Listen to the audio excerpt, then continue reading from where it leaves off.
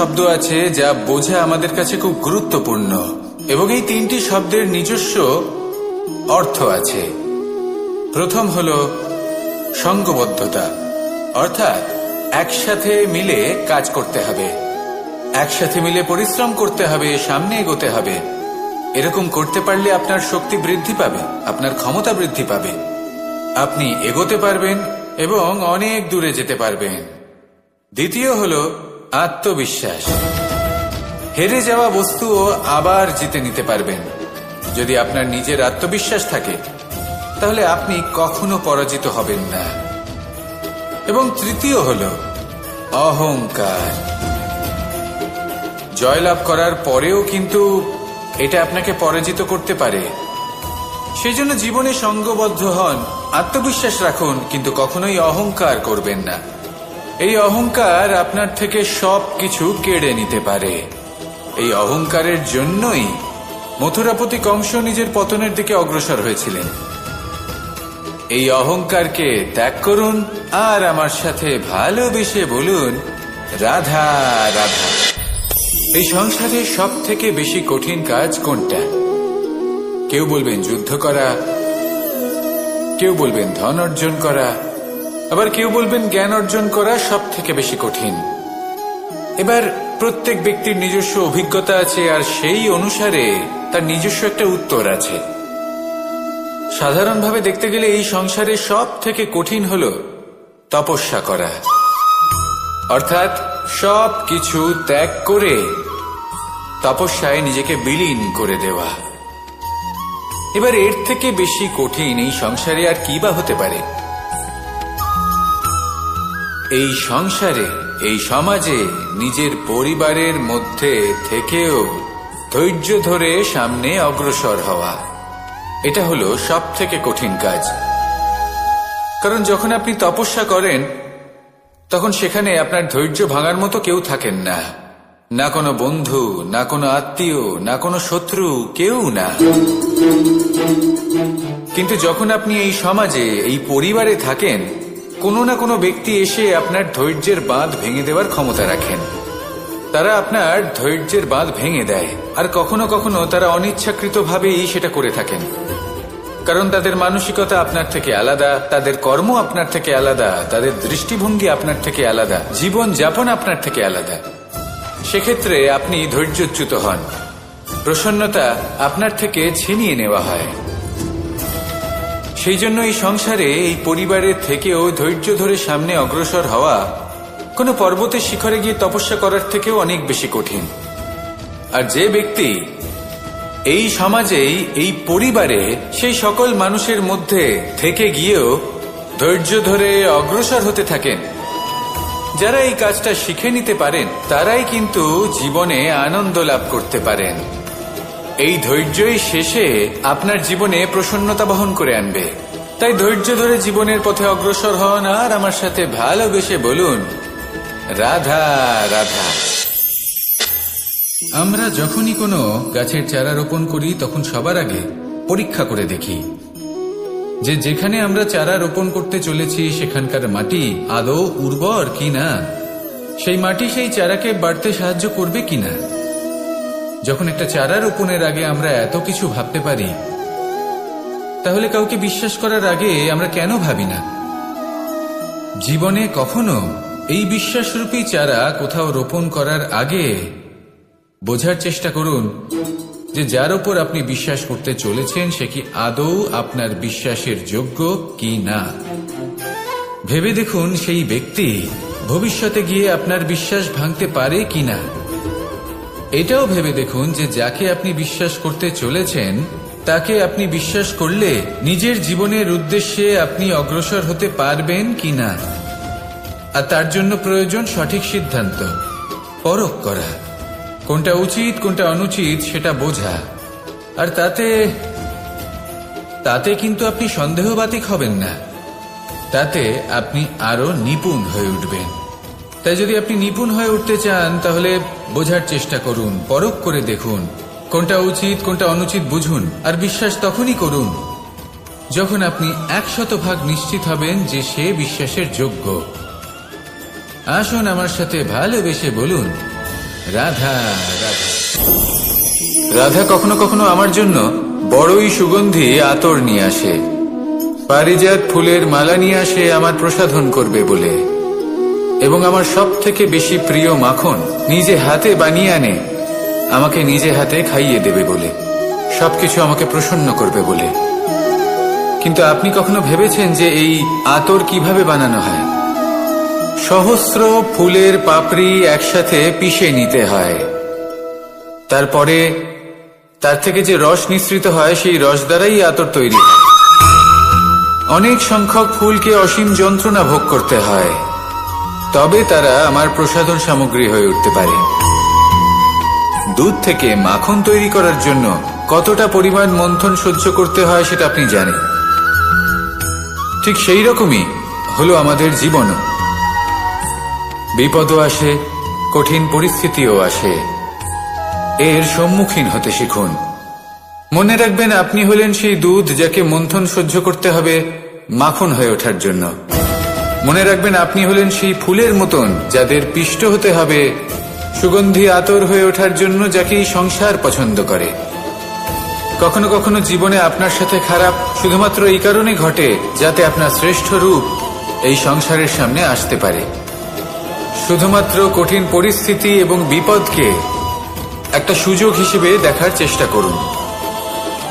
আপনার জন্য এই সংসার বদলে যাবে, সংসারকে দেখার দৃষ্টিভঙ্গি পাল্টে যাবে, আপনার ভাগ্য পাল্টে যাবে, আর এই মন প্রসন্ন হয়ে বলবে রাধা রাধা। পাশা নামক এই খেলাটি আপনারা নিশ্চয়ই খেলেছেন, না খেলে থাকলে দেখেছেন, আর যদি দেখেও না থাকেন তাহলে নিশ্চিত রূপে শুনেছেন। মহাভারতের এই মহাযুদ্ধ কোথাও না কোথাও এই পাশা নামক খেলার কারণে হয়েছিল। পাশার এই বিচিত্র খেলা, দান, এইসবের কারণে কেউ নিজের মাথায় রাজ মুকুট পরিধান করেছিলেন, আবার সেখানে পরাজিত হওয়ার জন্য কাউকে বনবাস ভোগ করতে হয়েছিল। কিন্তু এই খেলা সমাপ্ত হওয়ার পরে সমস্ত ঘুঁটি আর এই পাশার ছক একই পুটলিতে স্থান পেল। এটাই হলো আমাদের জীবন। এই সংসারে আমরা জয় পরাজয়ের বিষয়ে এতটাই ভাবি, এত চিন্তা করি যে এই জীবনের খেলার আনন্দটাই উপভোগ করতে পারি না। আর অবশেষে কি হয়? কেউ জয়ী হন, কেউ পরাজিত হন, কিন্তু দুজনেই একই স্থানে পৌঁছে যান। প্রত্যেক ব্যক্তি মৃত্যুর পরে একটি নির্দিষ্ট স্থানেই পৌঁছতে বাধ্য, কিন্তু ততক্ষণ এই জীবন, এই খেলা, তার আনন্দ উপভোগ করুন। এই সংসারে সেই ব্যক্তি শ্রেষ্ঠ স্থানে পৌঁছতে পেরেছেন যিনি এই সংসারকে প্রকাশ প্রদান করেছেন, যিনি কখনো জয় পরাজয় এ বিষয়ে ভাবেননি, শুধু এই জীবনের খেলার আনন্দ উপভোগ করেছেন। এটাই আপনিও করুন, আর আমার সাথে ভালোবেসে বলুন রাধা রাধা। প্রত্যেক মানুষ নিজের জীবনে দুঃখ অনুভব করেন। প্রত্যেকের দুঃখ আলাদা হতে পারে। কারোর মনে এই দুঃখ থাকে যে সে তার বাবা মায়ের সব ইচ্ছে পূরণ করতে পারেননি। কেউ এটা ভেবে দুঃখ পান যে সে চিরকাল সদাচার করেছেন, সৎকর্ম করেছেন, কিন্তু তাও তাকে দুরাচারী বলে মনে করা হয়। কেউ এটা ভেবেও দুঃখ পান যে তার সামনে যে ব্যক্তি রয়েছেন তার চোখে তিনি শত্রু হয়ে উঠেছেন বা দুষ্ট হয়ে উঠেছেন, যেখানে তিনি হয়তো কোনো অনুচিত কাজই করেননি। এবার এই সমস্ত বিষয় নিয়ে ভেবে নিজের ব্যক্তিত্ব নিয়ে সন্দেহ প্রকাশ করবেন না। যদি নিজের ব্যক্তিত্ব নিয়ে কোনো সন্দেহ থেকে থাকে তাহলে কর্ম সংক্রান্ত প্রশ্ন করুন যে আপনি যা করেছেন তাতে কি উচিত ছিল, কি অনুচিত ছিল। যেটা প্রয়োজন সেটা এটা বোঝার যে আপনার অন্তর্মন, আপনার বিবেক আপনাকে কি বলছে, আর আপনার অন্তর্মন আর আপনার বিবেক আপনাকে যেটা করতে বলবে শুধু সেটাই করুন। আর তারপরে এই সংসার কি বলবে, কি ভাববে সেসব নিয়ে ভাবতে যাবেন না, কারণ এই সংসার তো ঈশ্বরকেও প্রশ্ন করে থাকে, ঈশ্বরকেও দোষী মনে করে। কখনো কখনো যখন কোনো ঘটনা মানুষের ইচ্ছা অনুযায়ী ঘটে না, তখন মানুষ এটা বলে যে হে ঈশ্বর, আপনি আমার পাশে থাকলেন না, আপনি বড়ই কঠোর, এটা আপনার দোষ। যেখানে বেশিরভাগ সময় হয়তো সে নিজেই নিজের কর্মফল ভোগ করছে, আর কখনো কখনো ঈশ্বর হয়তো তার জন্য আরো ভালো কোনো পরিকল্পনা করে রেখেছেন, কিন্তু মানুষ এটা বুঝতে পারে না। তাই দিনের শেষে যেটা প্রয়োজন সেটা হলো নিজের মনের কথা বুঝতে হবে। আপনার বিবেক কি বলছে শুধু সেটাই করুন আর সামনে এগোতে থাকুন। আমার সাথে ভালোবেসে বলুন, রাধা রাধা। পরিবর্তন, এটা হলো সৃষ্টির অমূল্য নিয়ম। এই সংসারে সবকিছু সময়ান্তরে পরিবর্তিত হয়, এই সময়ও পরিবর্তিত হয়। পরিবর্তন চিরকাল হয়ে এসেছে আর চিরকাল হতে থাকবে, কিন্তু এবার আমরা সেই পরিবর্তন কিভাবে লাভ করব যেটা আমাদের প্রয়োজন, যেটা আমরা চাই। আমরা জীবনে বিকাশ চাই। এই বিকাশ কিভাবে লাভ করতে পারি? এই প্রকৃতি কিন্তু আমাদের অত্যন্ত উত্তম উদাহরণ দিয়ে বুঝিয়েছে। একটি বিন্দুর উদাহরণ দিয়েছে যা ভবিষ্যতে একটা বিশাল নদীর আকার ধারণ করে। এটা কিভাবে হয়?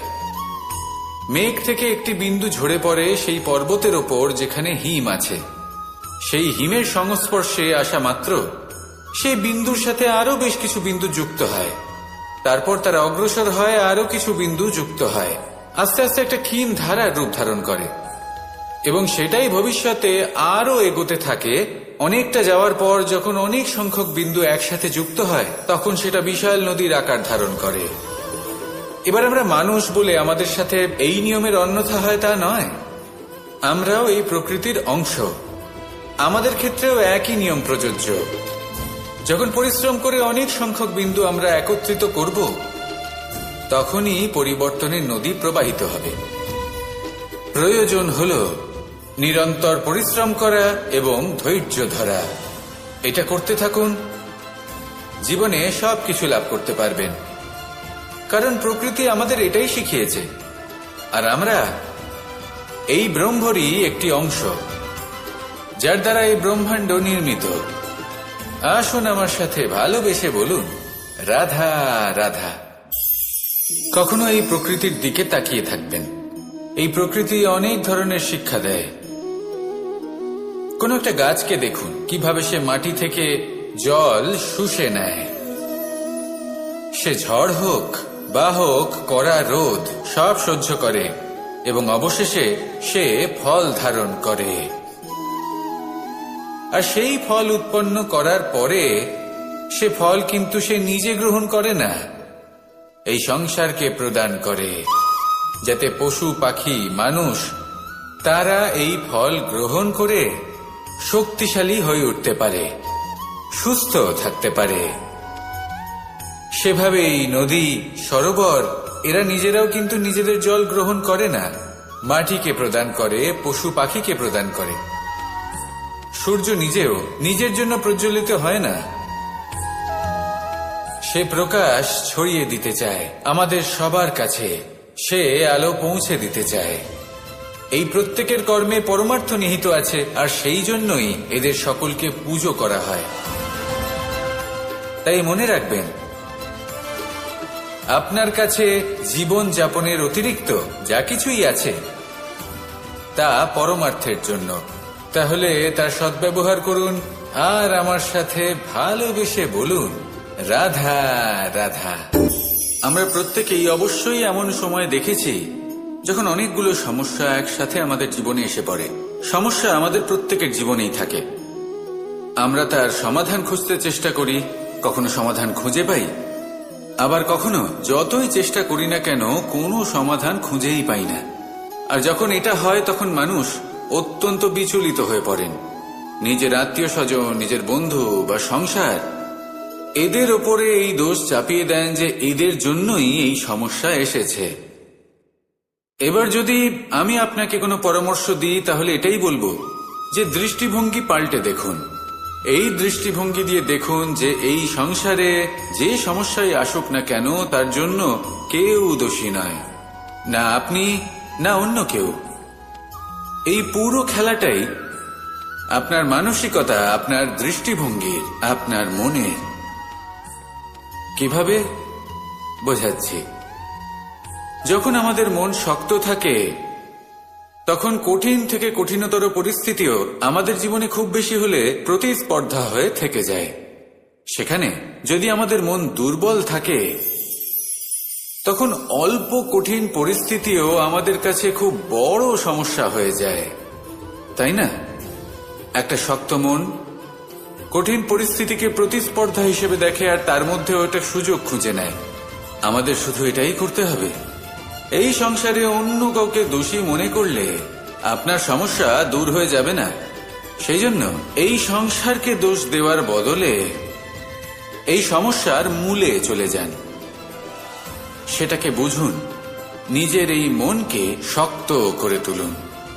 যদি আপনার মন শক্তিশালী হয়, তাহলে এই সংসারে অনেক বড় বড় কঠিন থেকে কঠিনতর পরিস্থিতিও যদি আসে, আপনার জীবনে যতই বড় বড় সমস্যা আসুক না কেন, আপনার লক্ষ্য লাভে বাধা দিতে পারবে না। আসুন আমার সাথে ভালোবেসে বলুন, রাধা রাধা।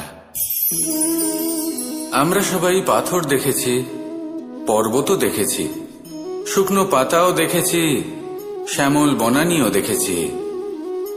কখনো ভেবেছেন পাথরের অস্তিত্ব কিন্তু ততক্ষণ পর্যন্ত যতক্ষণ সে পর্বতের গায়ে আটকে থাকে। যখন সেই পর্বত থেকে সেই পাথর ভিন্ন হয়ে যায় ও নিজের অস্তিত্ব হারিয়ে ফেলে। আস্তে আস্তে কখনো পাথর কেটে বা কখনো পিষ্ট হয়ে সেই পাথর আস্তে আস্তে মাটিতে পরিণত হয় এবং পূর্ণরূপে নিজের অস্তিত্ব হারিয়ে ফেলে। এটাই পাতার সাথেও হয়। এই পাতা যতক্ষণ গাছের ডালের সাথে যুক্ত ততক্ষণ তার অস্তিত্ব থাকে। যখনই ডাল থেকে বিচ্ছিন্ন হয়, সেও নিজের অস্তিত্ব হারিয়ে ফেলে। আর এটাই আমাদের সাথেও হয়। যতক্ষণ আমরা নিজেদের আপনজনের সাথে যুক্ত থাকি, আমাদের অস্তিত্ব বজায় থাকে। যখন আপনজনদের সাথে সম্পর্ক ছিন্ন করি, তখন আমরাও আমাদের অস্তিত্ব হারিয়ে ফেলি।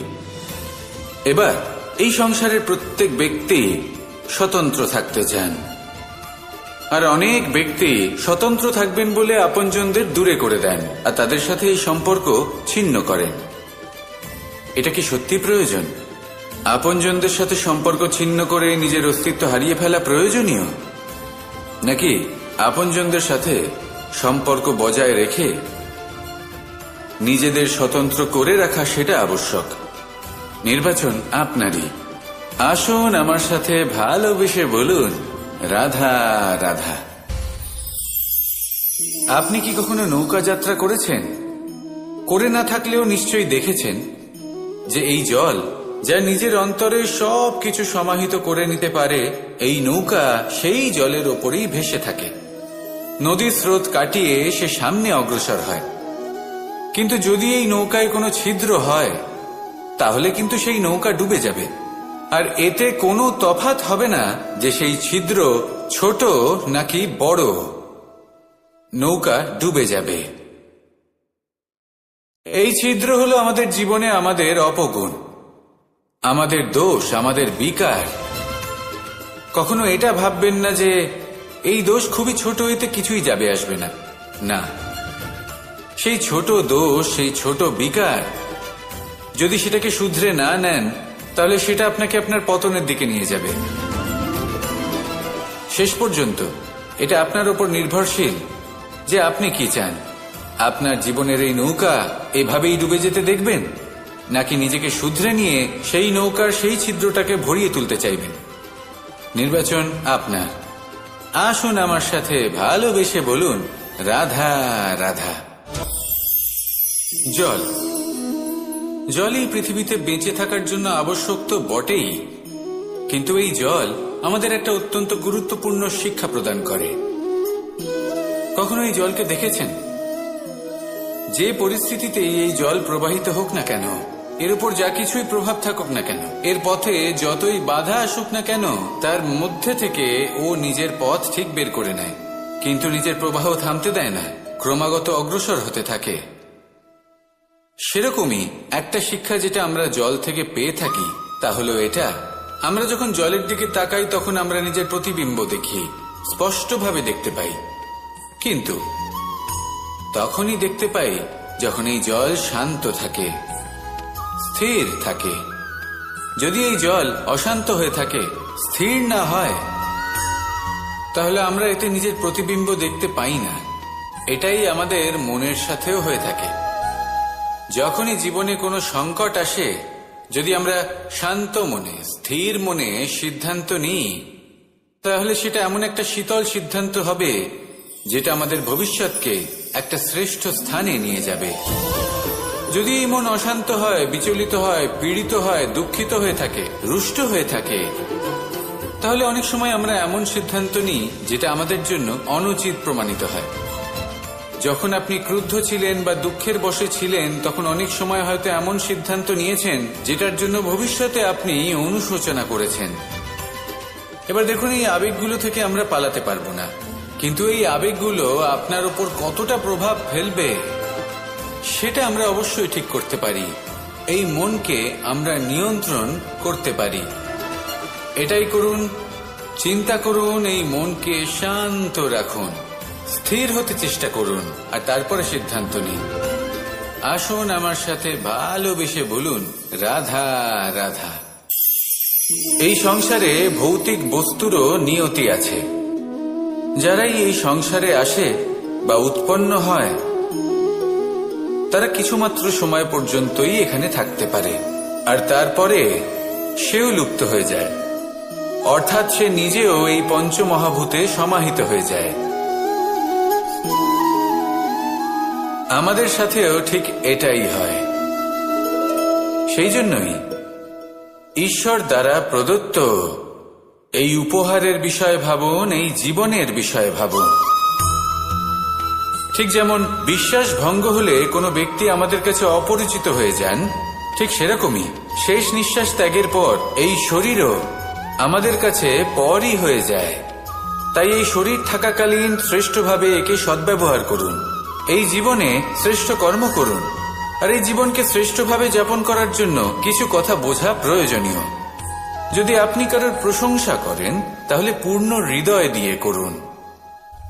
যদি আপনি হস্তক্ষেপ করে থাকেন, তাহলে মস্তিষ্ক দ্বারা করুন। যদি আপনি সমীক্ষা করেন, তাহলে বিবেক দ্বারা করুন। যদি আপনি ধন অর্জন করতে চান, তাহলে নীতি অনুসারে চলুন। যদি জীবনযাপন করতে চান, তাহলে রীতি মেনে করুন। আর যদি ঈশ্বরের ভজন করতে চান, তাহলে ভক্তিভাব নিয়ে করুন। শুধু এই কথা মনে রাখবেন যে আপনার এই জীবন কিন্তু অনিশ্চিত কাল পর্যন্তই আছে। কতক্ষণ আছে সেটা কেউ জানে না। তাই কিছু মুহূর্ত যেটা যাপন করতে আমরা এখানে এসেছি, সেখানে ক্রোধ, অহংকার, ঈর্ষা, এইসব আবেগের কি গুরুত্ব বলুন তো? এগুলো ত্যাগ করুন। মানুষকে ক্ষমা করতে শিখুন, আস্তে আস্তে বিশ্বাস করতে শিখুন। এই সংসারে নিঃস্বার্থভাবে প্রেম করতে শিখুন, আর সবার মধ্যে আনন্দ বিতরণ করুন। তাই এই সব গুণ যদি আপনি আত্মসাৎ করতে পারেন, তাহলে আপনার জীবনে শুধু আনন্দ এবং আনন্দই বিরাজমান হবে। আসুন আমার সাথে ভালোবেসে বলুন, রাধা রাধা। এবার কখনো কখনো জীবনে আমাদের মনে হয় যে চতুর্দিকে শুধুমাত্র অন্ধকারই হয়ে আছে। প্রত্যেকেরই তা কখনো মনে হয়। আর তখনই আমাদের নিরাশ হলে চলবে না, আমাদের দুঃখী হলে চলবে না। সেই সময় আমাদের খুঁজতে হবে নিজেদের আশেপাশে, চতুর্দিকে, আর কোথাও না কোথাও আমরা প্রকাশ অবশ্যই দেখতে পাব, আশার একটা কিরণ অবশ্যই দেখতে পাব। কেউ এমন একটা কর্ম করেন যেটা দেখে আমরা প্রেরিত হয়ে যাই, আর এমন কোনো কর্ম যদি আপনারা করেন, তাহলে সেই কর্ম আপনার মনকে প্রসন্ন ভাব, আনন্দ এবং ভালোবাসা দ্বারা ভরিয়ে তুলবে। আপনার অন্তরের সেই অন্ধকারের অন্ত করবে, দুঃখেরও অন্ত করবে। আর এই মন প্রসন্ন ভাব নিয়ে বলবে, রাধা রাধা। যদি কোনো সিংহ বানরের মতো গাছে চড়তে চেষ্টা করে, তাহলে কি হবে? একটা মাছ যদি মাটিতে হাঁটতে চেষ্টা করে, তাহলে কি হবে? তারা বিফলই হবে। কিন্তু এরকম কেন হয়? তার কারণ হলো প্রকৃতির রচনা কিছুটা এরকম। এখানে প্রত্যেকটি ব্যক্তিকে, প্রত্যেকটি প্রাণীকে আলাদা আলাদা গুণের অধিকারী করা হয়েছে, এবং সকলকে একটা সীমাও প্রদান করা হয়েছে। এবার এই যে বৃক্ষ, পশু, পাখি, এদের মধ্যে সেই ক্ষমতাই নেই যে এরা নিজেদের যাচাই করতে পারবে, নিজেদের সীমাগুলো বুঝতে পারবে, নিজেদের সদ্গুণগুলো চিনতে পারবে, এরা সেটা করতে পারবে না। কিন্তু মানুষ তো আলাদা। মানুষের কাছে সেই বিশেষ শক্তি আছে যে তারা পূর্ণরূপে নিজেদের যাচাই করতে পারবে, নিজেকে পূর্ণরূপে বুঝতে পারবে, নিজের দোষ, নিজের অপগুণ, নিজের সদ্গুণ, নিজেদের সীমাগুলো তারা বুঝতে পারবে। আর এটা অত্যন্ত গুরুত্বপূর্ণ। কথায় আছে যে যদি সাফল্য লাভ করতে হয় তাহলে নিজেকে যাচাই করে নিতে হবে। তাই নিজেকে যাচাই করুন, নিজের সাথে পরিচিত হয়ে যান এবং জীবনে কর্ম করতে থাকুন। সাফল্যের শিখরে অবশ্যই পৌঁছে যাবেন। আর ওখানে যদি যান তাহলে এই মন প্রসন্ন হয়ে অবশ্যই বলবে, রাধা রাধা। বনের মধ্যে যদি আপনি কোনো বিষাক্ত সাপ দেখেন তাহলে কি করবেন? আপনি তখনই তার থেকে দূরে পালাতে চেষ্টা করবেন। আর এটা কেন করবেন? নিজের রক্ষার্থে। এই কথা আমি নয় মেনে নিলাম, কিন্তু নিজের জীবনে এটা করেন না কেন? আপনি যেখানেই যান, যে স্থানেই যান না কেন, প্রত্যেক সময়, প্রত্যেক মুহূর্তে এমন বিষাক্ত সাপ আপনি অবশ্যই খুঁজে পাবেন। আর সেই সাপ নয় যাদের আপনি বনে খুঁজে পাবেন, এরা হলো সেই সাপ যা আপনাকে পাপ করতে বাধ্য করবে। আপনার অন্তরের বাসনা, ক্রোধ, অহংকার, লোভ, ঈর্ষা এদের বৃদ্ধি ঘটাবে। দেখুন, বনের এই সাপ আপনাকে একবার ছেড়ে দিতেও পারে, ছোবল নাও মারতে পারে, কিন্তু এই যে পাপরূপী সাপ আছে তা অবশ্যই ছোবল মারবে। কর্ম যদি করেন তাহলে অবশ্যই ফল পাবেন। সেই জন্য যখনই কোথাও যাবেন, যদি এমন কাউকে দেখেন, যদি এমন কিছু দেখেন যে আপনাকে পাপ করতে বাধ্য করছে, তাহলে সেই মুহূর্তে সেখান থেকে পালিয়ে যান। যেমন বনের সাপ দেখে আপনি পালাতে থাকেন। সৎকর্মের রক্ষা অত্যন্ত আবশ্যক। আসুন আর আমার সাথে ভালোবেসে বলুন, রাধা রাধা। মনুষ্য জীবনের সব থেকে বেশি গুরুত্বপূর্ণ বিষয় হল মনের একাগ্রতা। এই সংসারের যে কটি মহান কার্য সম্পাদন হয়েছে তা হল মনের এই একাগ্রতার একমাত্র ফল। আপনি অবশ্যই দেখে থাকবেন, অনেক ছোট বড় নদী যা বয়ে চলে তাদের সামনে একটা বাঁধ নির্মাণ করা হয় সেই সব নদীর জল সঞ্চয় করতে। বাঁধ হয়ে গেলে প্রয়োজন মতো বা মনের ইচ্ছে মতো তাকে ব্যবহার করা সম্ভব।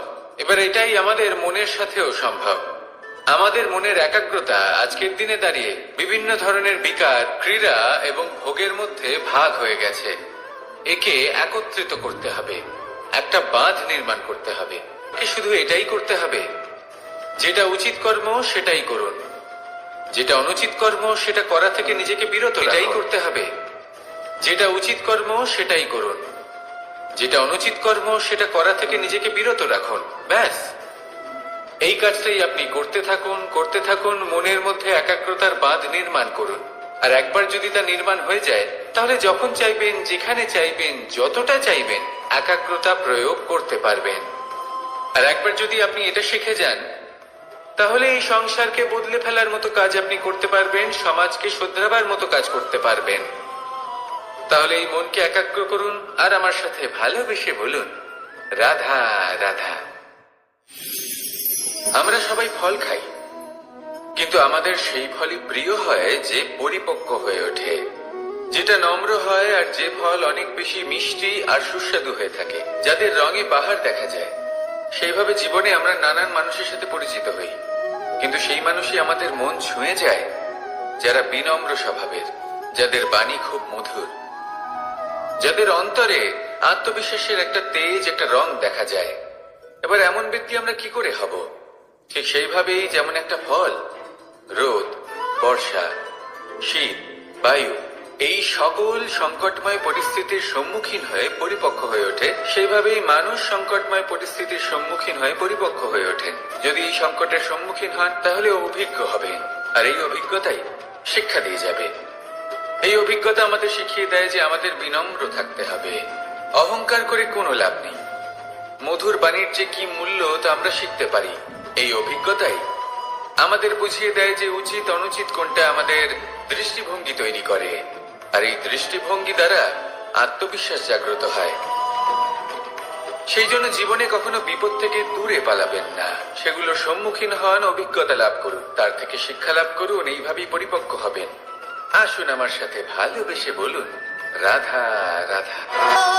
ধন সঞ্চয় করা সম্ভব, আর সেই জন্য ধন সব থেকে বেশি মূল্যবান সম্পত্তি নয়। এবার আপনি বলবেন, এ আমি কি বলছি? এই ধন খুব মূল্যবান, আমরা সকলে অর্জন করতে ব্যস্ত।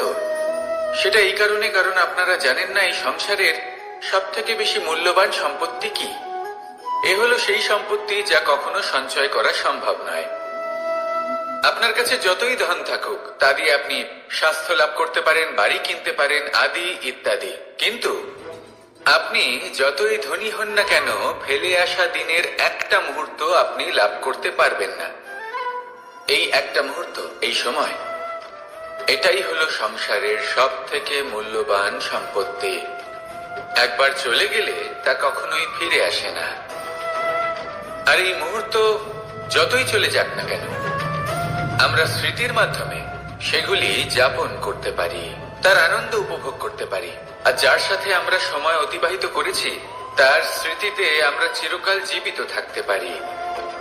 সেই জন্য সময় সব থেকে মূল্যবান সম্পত্তি, তাকে এইভাবে নষ্ট করবেন না। প্রত্যেকটা মুহূর্ত উপভোগ করুন, আনন্দ করুন, আর ভালোবেসে বলুন, রাধা রাধা। কনক, কি সুন্দর একটা শব্দ। এর অনেকগুলো রূপ রয়েছে, অনেকগুলো অর্থও রয়েছে। প্রথম অর্থ হলো স্বর্ণ, অর্থাৎ সম্পত্তি। দ্বিতীয় অর্থ ধুতুরা, অর্থাৎ গাছের ছোট একটা বীজ, যা কিনা অত্যন্ত শক্তিশালী হয়। যদি বেশি মাত্রায় এর প্রয়োগ করা হয় তাহলে এটা বিষময় হয়ে উঠতে পারে। এই হলো সেই ধুতুরা যার প্রয়োগ মহাদেবের পুজোতে করা হয়। এবার প্রশ্ন হলো এটাই যে এই স্বর্ণ এবং এই ধুতুরার মধ্যে মিল কি রয়েছে।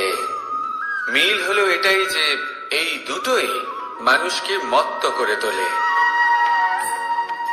ধুতুরা মানুষকে তখন মত্ত করে যখন তাকে সেবন করা হয়, কিন্তু স্বর্ণ, ধন, সম্পত্তি, মানুষ এটা যতটাই অর্জন করে নেয় সেটাই যথেষ্ট। এই স্বর্ণ মানুষের ভাবনা চিন্তা করার ক্ষমতাকে বশ করে ফেলে। মানুষ সম্পত্তির লোভে মত্ত হয়ে ওঠে, কারণ যে যত চমৎকারী, যতটা অমূল্য হয় তাকে সামলানো কিন্তু ততটাই কঠিন, তাই না? তাই মনে রাখবেন, ধন, স্বর্ণ, সম্পত্তি এগুলো ধুতুরার থেকেও অনেক বেশি বিষাক্ত হতে পারে। তাই এর ওপর আত্মসংযমের একটা কবচ পরিয়ে রাখবেন এবং বিবেকের শক্তির সাথে এগুলো প্রয়োগ করুন, তবেই কল্যাণ হবে। আসুন আমার সাথে ভালোবেসে বলুন, রাধা রাধা। রোগ যদি এসে থাকে তাহলে তার ওষুধও অবশ্যই আসে। সমস্যা যদি আসে তাহলে সেই সমস্যার সমাধানও নিজে থেকেই আমাদের কাছে চলেই আসে। এই সংসার, এই জীবনের শুধুমাত্র একটাই নিয়ম আছে, আর তা হলো এটাই, এই সংসার হলো একটা চক্রের মতো। এতে শাশ্বত বলে কিছু নেই, নিত্য বলে কিছু নেই, আর যা কিছুই রয়েছে সব বদলাতে চলেছে। যদি আপনার জীবনে দুঃখ থাকে, সমস্যা থাকে, যদি আপনি বিপদ দ্বারা আচ্ছন্ন, তাহলে মনে রাখবেন সবকিছু বদলে যেতে চলেছে। দুঃখের সময় কাঁদবেন না, মনকে আরো দুঃখী করে তুলবেন না, কারণ এখানে যা কিছুই এসেছে তা যাওয়ার জন্যই এসেছে। তাহলে এত চিন্তা কিসের? আনন্দ সহকারে জীবন যাপন করুন, আর আমার সাথে ভালোবেসে বলুন, রাধা রাধা। মানুষের জীবনে তিনটি গুণ অত্যন্ত প্রয়োজনীয়: শ্রদ্ধা, বিনম্রতা, যোগ্যতা। যদি জ্ঞান লাভ করতে চান তাহলে শ্রদ্ধার প্রয়োজন, যদি মান লাভ করতে চান তাহলে স্বভাবে বিনম্র হওয়া প্রয়োজন, আর যদি মনোবাঞ্ছিত স্থান লাভ করতে চান তাহলে যোগ্যতার প্রয়োজন। বিষয়টা সহজ। শ্রদ্ধা আপনাকে জ্ঞান দেবে, নম্রতা আপনাকে মান, আর যোগ্যতা উচিত স্থান দেবে। কিন্তু যদি আপনি এই তিনটি গুণ সম্মিলিত করেন তাহলে এমন কিছু লাভ করবেন যা এই সব কিছুর থেকে অনেক ঊর্ধ্বে। সম্মান। আর এ হলো সেই সম্মান যা প্রত্যেক মানুষের নিজের জীবনে লাভ করতে চেষ্টা করা উচিত, কারণ এই হলো সেই সম্মান যার কারণে আপনি চলে যাওয়ার পরেও এই সংসার আপনাকে ভালোবাসবে আর মনে রাখবে। আসুন আমার সাথে ভালোবেসে বলুন, রাধা রাধা।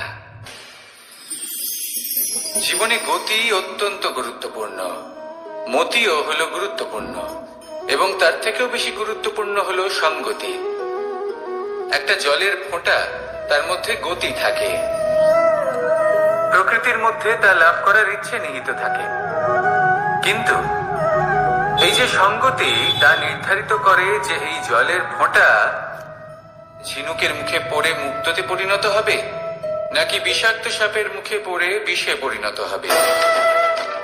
এবার দেখুন, এই জঞ্জাল স্বর্ণকারের দোকানের সামনেও থাকে এবং জঞ্জাল একজন ব্যবসাদারের দোকানেও থাকে, কিন্তু জঞ্জাল যা স্বর্ণকারের দোকানে থাকে তা ব্যবসাদারের দোকানের জঞ্জালের থেকে অনেক বেশি মূল্যবান, কারণ তার মধ্যে সোনার কণার সঙ্গতি থাকে।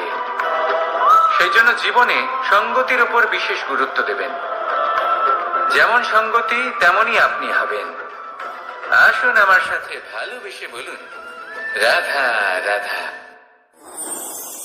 প্রত্যেক প্রাণী ভালোভাবে জীবন যাপন করতে চান, এটা তাদের স্বভাবে আছে এবং ভাবাটা অনুচিত নয়। কিন্তু একটা ভালো জীবনের গুরুত্বপূর্ণ অংশ কোনটা? বসবাসের স্থান, সেই স্থান যেখানে আমরা জীবন অতিবাহিত করি। এবার মানুষ ভাবতে পারেন যে একটা ভালো বাসস্থানের অর্থ কি? সেই স্থান যেখানে সহজে জল পাওয়া যায়, যেখানে শুদ্ধ বায়ু পাওয়া যায়, যেখানে আনাজ উৎপন্ন হয়। এটা জীবনযাপনের জন্য পর্যাপ্ত বটে, কিন্তু ভালো জীবনযাপনের জন্য আরো একটা কথা আপনাকে বুঝতে হবে। সাধু, জ্ঞানী, পণ্ডিত ব্যক্তি, এই সকল মহাপুরুষ, এনাদের যে বাসস্থান তা অত্যন্ত বিশেষ হয়। এখানে এক ধরনের বিশেষ ইতিবাচক শক্তি থাকে, এমন একটা স্থান যেখানে দেবতারাও বিচরণ করেন। জীবন আমরা সবাই যাপন করি, কিন্তু জীবনের উদ্দেশ্য শুধুমাত্র জীবন যাপন করা নয়। জীবনের উদ্দেশ্য হল মুক্তি লাভ করা।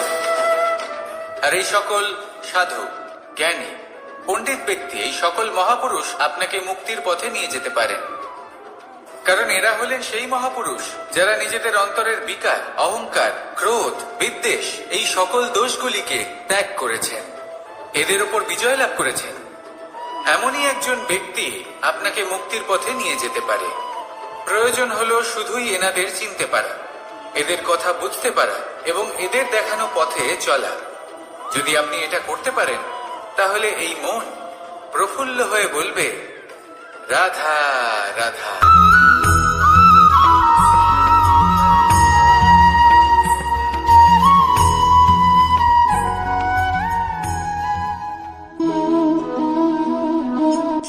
এই শুকনো পাতাটিকে দেখুন, নিষ্প্রাণ হয়ে পড়েছে। একটা গাছের ডালে ছিল, সেই গাছ ওর লালন পালন করত। যখন যখন বাতাস বইত, এই পাতায় কম্পন দেখা দিত, মনকে প্রফুল্ল করে তুলত। কোনো একদিন এই পাতা গাছের ডাল থেকে ঝরে পড়ে গেল।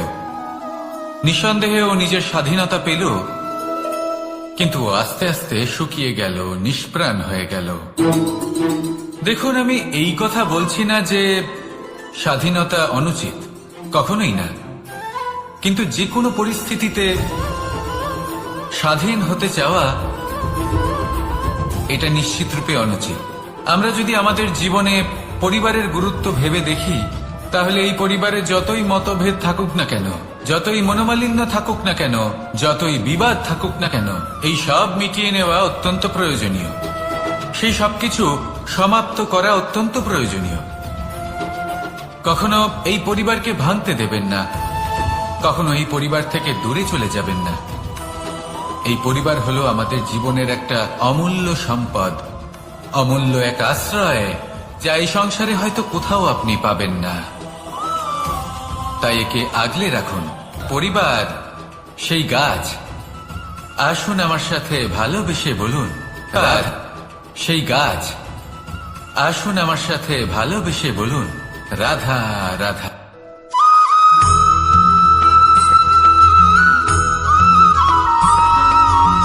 এই সংসারে প্রত্যেক মানুষ এটাই সর্বশ্রেষ্ঠ সময় কোনটা? মহাদেব হাসলেন আর উনি বললেন, জীবনে উৎসব পালনের সব থেকে শ্রেষ্ঠ দিন হল মৃত্যুর ঠিক আগের দিনটা। প্রেম ভাগ করে নেওয়ার সব থেকে শ্রেষ্ঠ মুহূর্ত হল মৃত্যুর ঠিক আগের মুহূর্ত। জীবনকে উপভোগ করে নেওয়ার সর্বশ্রেষ্ঠ প্রহর হল মৃত্যুর এক প্রহর পূর্বে। তখন আমি চমকে গেলাম। আমি বললাম, কিন্তু মহাদেব, মৃত্যু তো অনিশ্চিত, আমরা জানিও না কবে আমাদের মৃত্যু হবে। মহাদেব আবার হাসলেন। উনি বললেন যে যদি আমরা এভাবে জীবন কাটাই যে আমরা জীবনের প্রত্যেক দিন, প্রত্যেক মুহূর্ত, প্রত্যেক প্রহর শেষ বলে মনে করি, তাহলে আমাদের সমস্ত জীবন আনন্দের সাথেই অতিবাহিত হবে। কি বলেন?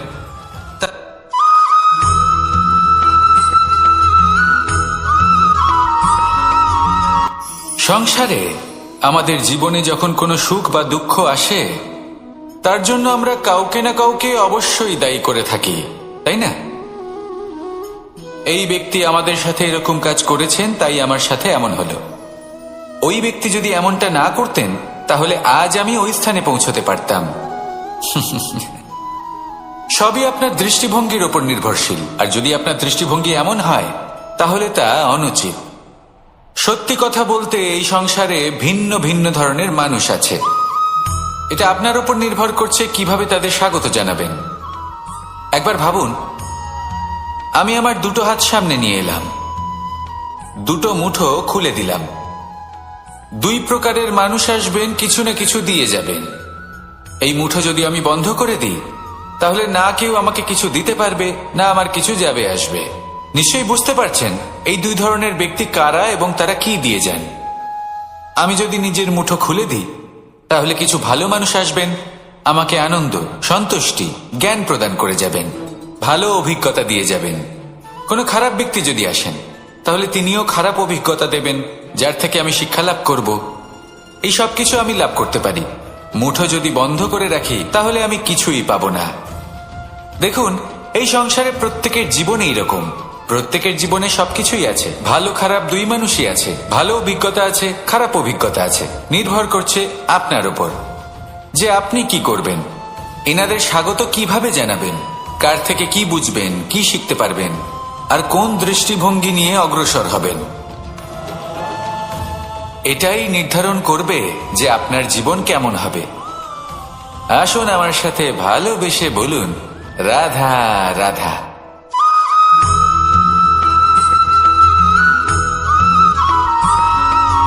জীবনে অগ্রসর হওয়ার জন্য আমাদের কাকে প্রয়োজন হয়? মাতা পিতা, বন্ধু, প্রেম, সাহায্য, অর্থ, পরিশ্রম, আশা। ভিন্ন ভিন্ন মানুষ ভিন্ন ভিন্ন বিকল্প চয়ন করে। যদি আমি আপনাকে বলি, তাহলে জয় আর পরাজয়ের মন্ত্র দুটো শব্দের উপর নির্ভর করে, মেনে নেওয়া আর দৃঢ় হওয়া। যদি মেনে নেন, তাহলে হেরে যাবেন। যদি দৃঢ় হন, তাহলে নিশ্চিত রূপে জয়ী হবেন। যদি কখনো আপনি ক্লান্ত হয়ে ওঠেন, আপনি দুঃখী হন, পুরোপুরি ভেঙে পড়েছেন, তখন মেনে নেবেন না যে আপনি ভেঙে পড়েছেন, নয়তো হেরে যাবেন। তখন উল্টে স্থির করবেন যে যাই হয়ে যাক না কেন, আমি জয়ী হবই। আর আপনি দেখবেন যে জয় নিশ্চিত রূপে আপনার কাছেই আসবে। তাহলে এই কথা মনে রাখবেন আর আমার সাথে ভালোবেসে বলবেন, রাধা রাধা।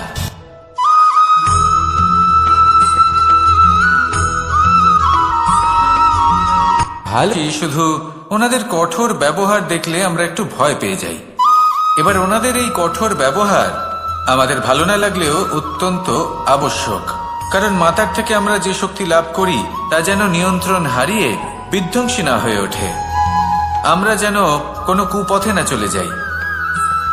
আমরা কখনো যেন দোষ না করে ফেলি, শুধু সেই জন্য পিতা এবং গুরু একটু কঠোর হয়ে ওঠেন, এবং ওনাদের এই কঠোর আচরণ ভবিষ্যতে গিয়ে আমরা অবশ্যই বুঝতে পারি।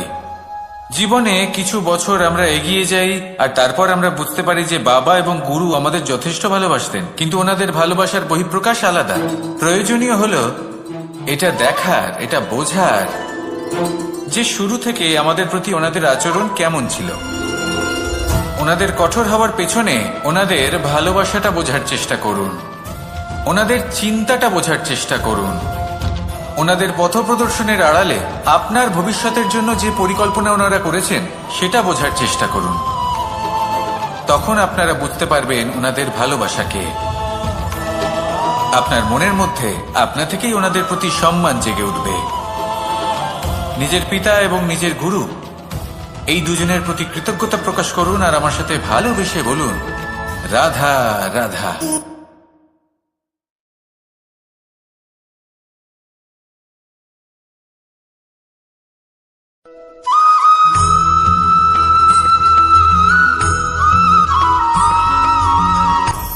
আপনি কখনো পর্বতের শিখরে উঠেছেন? আপনি দেখতে পাবেন পর্বতের পদতলে প্রচুর সুন্দর ফুল রয়েছে, সবুজ বনানী রয়েছে। যত আপনি ওপরে উঠতে থাকবেন তত ফুল কমতে থাকবে, সবুজ বনানী কমতে থাকবে। আরো কিছুটা ওপরে উঠলে কাঁটা জাতীয় গাছ দেখতে পাবেন, শুকনো গাছ দেখতে পাবেন। আরো যদি ওপরে ওঠেন তাহলে পাষাণ দেখতে পাবেন। আরো ওপরে উঠলে হিমখণ্ড দেখতে পাবেন। এই যে পর্বত, তা মনুষ্য জীবনের সব থেকে উত্তম উদাহরণ। মানুষ যখন সাফল্যের শিখরে পৌঁছতে চান, মহানুভবতার শিখরে পৌঁছতে চান, পথে যত আস্তে আস্তে উপরে উঠতে থাকেন ততই ভৌতিক বস্তু তার থেকে বিচ্ছিন্ন হতে থাকে। যদি তিনি সেই ভৌতিক বস্তুগুলি ত্যাগ না করতে পারেন তাহলে কখনোই সেই স্থানে পৌঁছতে পারবেন না। আর মানুষ যদি উচিত ত্যাগ করতে পারেন, পথে অগ্রসর হতে থাকেন, এগোতে থাকেন, তাহলে একদিন না একদিন তিনি মহানুভবতার, জ্ঞানের, সাফল্যের হিমের স্বাদ অবশ্যই লাভ করবেন। মনে রাখবেন, মানব জীবনে ত্যাগ হলো অত্যন্ত গুরুত্বপূর্ণ অংশ।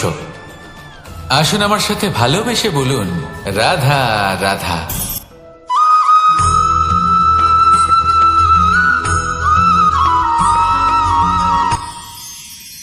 মানুষ তার জীবনে দুই ধরনের পরিস্থিতিকে খুব ভয় পায়। এক, কোনো কারণবশত কারোর সামনে নত হওয়া। কথায় কারোর সামনে নত হতে হয়। কেন বারংবার নিজের চরিত্র থেকে চ্যুত হতে হয়? এরকম কেন হয়? এটা তখনই হয় যখন আমাদের শিক্ষা এবং মূল্যবোধের অভাব থাকে। যদি মানুষের মধ্যে প্রকৃত শিক্ষা থাকে তাহলে এই সংসারে কোনো সময় এবং কারোর সামনেই নত হওয়ার কোনো প্রয়োজন নেই। যদি মানুষের মধ্যে মূল্যবোধ থাকে তাহলে তাকে নিজের মূল্যবোধ বা চরিত্র থেকে বিচ্যুত হতে হয় না, তা সে যাই হয়ে যাক না কেন। কোনো বালককে যদি জন্ম থেকেই সুশিক্ষার অধিকারী করা হয়, শিক্ষিত করা হয়, মূল্যবোধের অধিকারী করা হয়, তবে সে এই সংসারে এমন কর্ম করবে যাতে সে নিজেকে, নিজের পরিবারকে, সমগ্র সমাজকে গর্বিত করতে পারে। শিক্ষা লাভ করুন, মূল্যবোধ লাভ করুন এবং আমার সাথে ভালোবেসে বলুন, রাধা রাধা।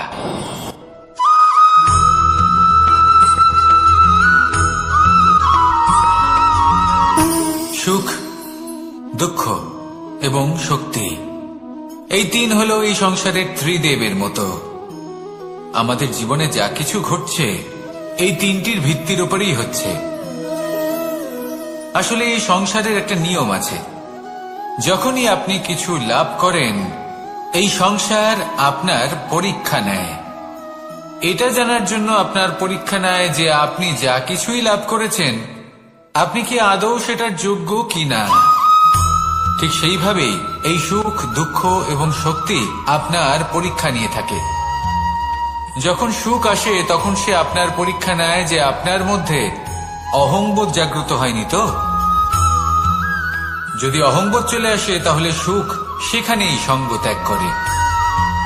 দুঃখ আপনার ধৈর্যের পরীক্ষা নিতে থাকে। আর যদি আপনার মধ্যে ধৈর্য না থাকে তাহলে এটা আপনাকে আরো বেশি দুঃখের গভীর অন্ধকারে ঠেলে দেবে। সেখানে শক্তি পরীক্ষা নেয় আপনার বিনম্রতার। যদি আপনি বিনম্র না হন তাহলে হয় এই শক্তি আপনার সঙ্গ ত্যাগ করবে, নয় এই শক্তি বিনম্রতার অভাবে আপনার পতনের কারণ হতে পারে। এই সংসারে যে কোনো ব্যক্তি যিনি এই পরীক্ষায় উত্তীর্ণ হয়ে থাকেন, এই জীবনে তিনি সাফল্য লাভ করেন। আসুন আমার সাথে ভালোবেসে বলুন, রাধা রাধা।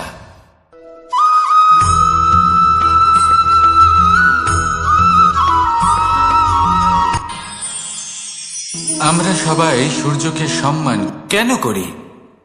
কারণ আমরা জানি যে সন্ধেবেলা যখন সূর্যাস্ত হবে তখন শুধুমাত্র অন্ধকার বাকি থাকবে। ঠিক কিছুটা এরকমই হয় আমাদের মাতা পিতাও, যিনি আমাদের জন্ম দেন, আমাদের ভরণ পোষণ করেন, আমাদের বড় করেন, আমাদের প্রেম প্রদান করেন। কখনো কখনো তাদের মুখ থেকে কটু কথা নিঃসৃত হয়, আমাদের দুঃখ হয়, কিন্তু তখন আমাদের এটা বোঝা উচিত এগুলি নিঃসৃত হচ্ছে আমাদেরই মঙ্গলের জন্য। যেমন সূর্যদেব, উনিও উত্তাপ দিয়ে থাকেন আমাদেরই মঙ্গলের জন্য, যাতে ফসল পাকতে পারে, যাতে জল বাষ্প হয়ে মেঘ হতে পারে, বৃষ্টি হতে পারে, আর এই সংসারে নিরন্তর জলের প্রবাহ থাকে। আমাদের মাতা পিতা, তাদের কঠোর আচরণ, তাদের কঠোর অনুশাসনের পেছনে লুকিয়ে থাকে ওনাদের ভালোবাসা। আমাদের তা বুঝতে হবে, সসম্মানে ওনাদের গ্রহণ করতে হবে। কারণ ঠিক সূর্যাস্তের পরে যেমন চতুর্দিক অন্ধকারচ্ছন্ন হয়ে যায়, তেমনি আমাদের জীবন থেকে যখন আমাদের মাতা পিতা চলে যায় তখন আমাদের জীবনেও শুধু এবং শুধুমাত্র অন্ধকারই ছেয়ে থাকে। সেই জন্য নিজের মাতা পিতাকে সম্মান করুন, ওনাদের ভালোবাসা প্রদান করুন। এই মন আর এই জীবন প্রসন্ন হয়ে বলবে, রাধা রাধা।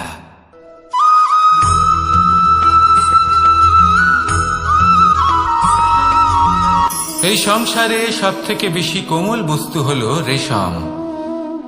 এই রেশম এতটাই কোমল হয় যে এর পুরো একটা থান শুধুমাত্র একটা হাতে ধরা সম্ভব। কখনো ভেবে দেখেছেন এই রেশম কিভাবে হয়? একটি কীট তার লালার দ্বারা উৎপন্ন হয়। এই কীট সেই রেশমকে পাক দিতে থাকে, পাক দিতেই থাকে, দিতেই থাকে, আর আস্তে আস্তে তার মধ্যেই জড়িয়ে পড়ে। শেষে ওর এই সুন্দর অমূল্য সৃষ্টি রেশমের এই সুতো, তার নির্মাণ কার্য পূর্ণ হয়, কিন্তু তাতেই ও নিজে বন্দী হয়ে যায়। নিজেরই মায়াজালের এই বন্দী গৃহে নিজেই ফেঁসে যায়। এবার এই সুতোকে ব্যবহারযোগ্য করে তোলার জন্য এই কীটগুলিকে এই কবচের সাথেই ফুটন্ত জলে ফেলে দেওয়া হয়। এই সংসারে যদি আমাদের স্বপ্ন এই সংসারের দুঃখ হরণ করার জন্য, এই সংসারে সুখ বিতরণ করার জন্য হয়, তবেই আমাদের প্রগতি সম্ভব। যদি আমাদের এই স্বপ্ন শুধুই আমাদের এবং আমাদের স্বার্থ সিদ্ধির জন্য হয়, তাহলে এই স্বপ্ন আমাদের অন্ধ করে দেবে, আমাদের অন্ধকারের পথে নিয়ে যাবে, আর আমরাও সেই কীটের মতো হয়ে যাব। নিজেদেরই মায়াজালে আমরা নিজেই ফেঁসে যাব, আর শেষে আমরা যদি কিছু লাভ করি তা হবে একাকিত্ব, অন্ধকারময় মৃত্যু। তাই স্বপ্ন অবশ্যই দেখুন, কিন্তু এমন ভাবে স্বপ্ন দেখবেন না যে তার এই বন্দিগৃহে আপনি নিজেই ফেঁসে গেলেন। স্বপ্ন দেখুন পরোপকার।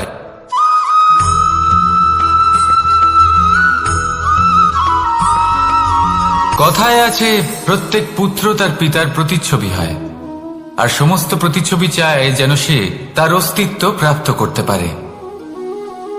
পুত্র চায় সে যেন তার পিতার মতো হয়, বা কখনো কখনো তার থেকেও শ্রেষ্ঠ হয়। সেটা কোনো অনুচিত ব্যাপার নয়। অনুচিত তখন হয় যখন পুত্র নিজের পিতার মতো হবার স্বপ্ন পূরণ করতে গিয়ে বা তার থেকেও শ্রেষ্ঠ হওয়ার স্বপ্ন পূরণে অনুচিত পথের আশ্রয় নেয়। কারণ তারপরে সে তার পিতার গুণগুলি আত্মসাৎ করতে চায় না। সে শুধুই এটা চায় যে সংসারের চোখে যেন আমি শ্রেষ্ঠ প্রমাণিত হই, এটা অনুচিত। সংসারে এমন অনেক মানুষ আছেন যারা এই কারণে শ্রেষ্ঠ হওয়ার চেষ্টা করেন যাতে তার পরিবারের, তার পিতার সম্মান বৃদ্ধি পায়। এমনও মানুষ থাকেন, আর এটাই হলো পার্থক্য উদ্দেশ্যের। মনে রাখবেন, যদি আপনার উদ্দেশ্য শুভ হয় তাহলে পথও শুভ হবে, যদি আপনার উদ্দেশ্য অশুভ হয় তাহলে পথও অশুভ হবে। তাহলে নিজের পিতার মতো হবার চেষ্টা অবশ্যই করুন, তার থেকেও শ্রেষ্ঠ হওয়ার চেষ্টা অবশ্যই করুন, কিন্তু মনে রাখবেন আপনার সংকল্প আর আপনার উদ্দেশ্য এই দুই শুভ হওয়া উচিত। তাহলে আসুন আর আমার সাথে ভালোবেসে বলুন, রাধা রাধা।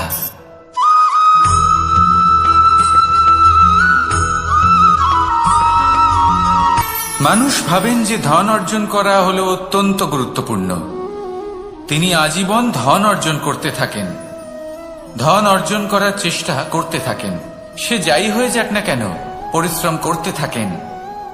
স্বাস্থ্যের দিকে নজর দেন না, না উচিত সময় খাবার খান, না উচিত সময় ঘুমোতে যান, না পর্যাপ্ত সময় পর্যন্ত ঘুমন, কিছুই না। ধন অর্জন করতেই থাকেন, করতেই থাকেন। আর কিছু সময় পরে যখন তিনি অসংখ্য ধন লাভ করে ফেলেন, তখন তার সাথে ওনার শরীরে অনেক রোগ বাসা বাঁধে। এইসব রোগের উপচার করতে করতে সেই সমস্ত ধন যা উনি অর্জন করেছেন তা তিনি ব্যয় করে ফেলেন। শেষ পর্যন্ত কি হয়? আমরা যেভাবে এসেছি ঠিক সেইভাবেই ফিরে যাই, ধন এখানেই থেকে যায়। দেখুন, একটা অত্যন্ত গুরুত্বপূর্ণ কথা রয়েছে যে আপনার বোঝা উচিত। এই যে ধন, তার ব্যবহার করুন জীবনকে আরো ভালো করে তোলার জন্য। ধনের সদ্ব্যবহার করা উচিত, এমন যেন না হয় এই ধন আপনাকে ভোগ করে ফেলে। এই জীবনকে নিশ্চিত রূপে আরো শ্রেষ্ঠ করে তুলুন। কিন্তু এই ধন অর্জন করার এই প্রক্রিয়াতে নিজের সারা জীবনকে নষ্ট করে ফেলবেন না। এই জীবন উপভোগ করতে শিখুন, আর আমার সাথে ভালোবেসে বলুন, রাধা রাধা।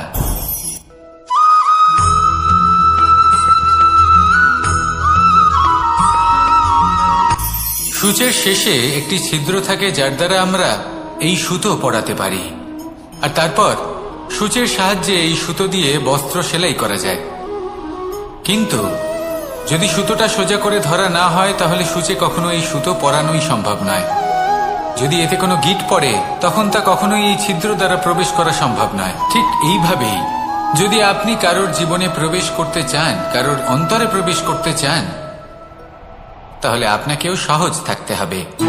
এতে কোনো গিঁট থাকলে চলবে না, অর্থাৎ মনে যাতে কোনো মালিন্য না থাকে, যেন কোনো কুচিন্তা না থাকে। যদি এসব থাকে তাহলে আপনি কখনো কারোর জীবনে প্রবেশ করতে পারবেন না। আর যদি কোনোভাবে আপনি প্রবেশ করেও যান তাহলে তার মনে ঘর করতে পারবেন না।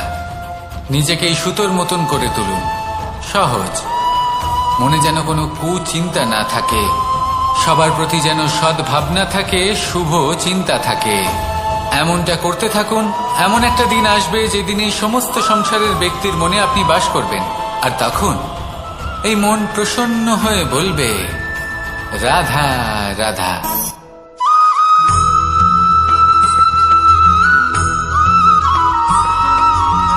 এবার অনেক সময় মানুষের মনে এরকম প্রশ্ন আসে যে এই সংসারে সবথেকে বড় বিপদ কি? কেউ বলে ধর্ম সংকট, আবার কেউ বলে প্রাণের উপর আসা সংকট। প্রত্যেক মানুষের জীবনে বিভিন্ন সংকট আসে, আর এই সমস্ত সংকট অত্যন্ত বিচিত্র হতে পারে।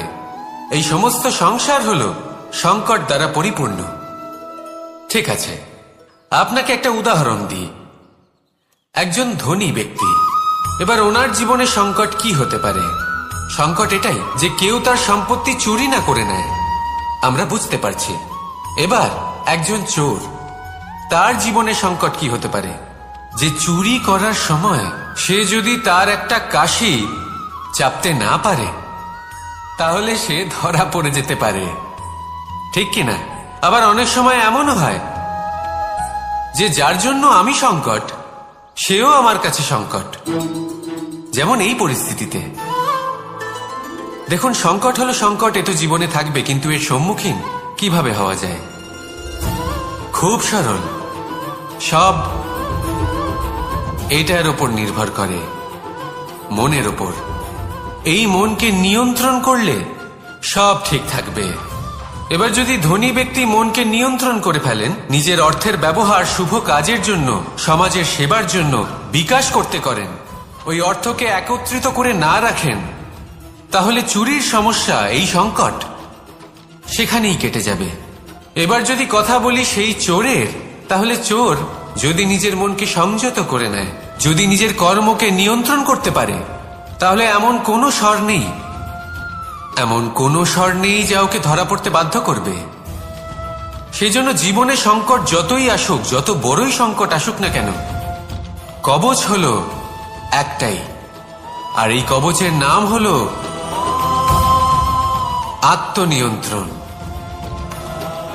নিজের মনকে নিয়ন্ত্রণে রাখতে শিখুন। এটা নিজের জীবনে প্রয়োগ করে তো দেখুন।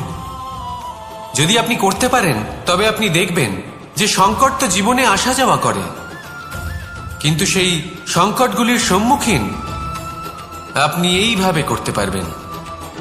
তাহলে সেটাই করুন, আর আমার সাথে ভালোবেসে বলুন, রাধা রাধা।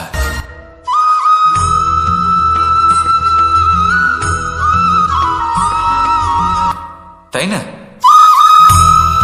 মানুষ যখন হিরে নিজের হাতে নেয়, তখন সবার আগে কি খোঁজে? দর্পণ, যাতে তার মধ্যে দিয়ে দেখে সে বুঝতে পারে যে সেই হিরে আদৌ তার শোভাবর্ধন করছে কিনা, তাকে ভালো দেখাচ্ছে কিনা, প্রসাধনের জন্য সেটা ব্যবহার করা ঠিক হবে কিনা। অর্থাৎ হীরের উপস্থিতিতে দর্পণের গুরুত্ব কম হলো না, দর্পণের কারণে হীরের মূল্য বোঝা গেল। আমাদের জীবনেও ঠিক এরকমই ঘটে। আপনারা যদি সংসারে নিজের আশেপাশে দেখেন, এমন অনেক মানুষ দেখতে পাবেন যারা নিজেদের ক্ষেত্রে মহান স্থানে পৌঁছেছেন, নিপুণ এবং শ্রেষ্ঠ হয়েছেন। ছোট মনে করবেন না। আসুন আর আমার সাথে ভালোবেসে বলুন, রাধা রাধা।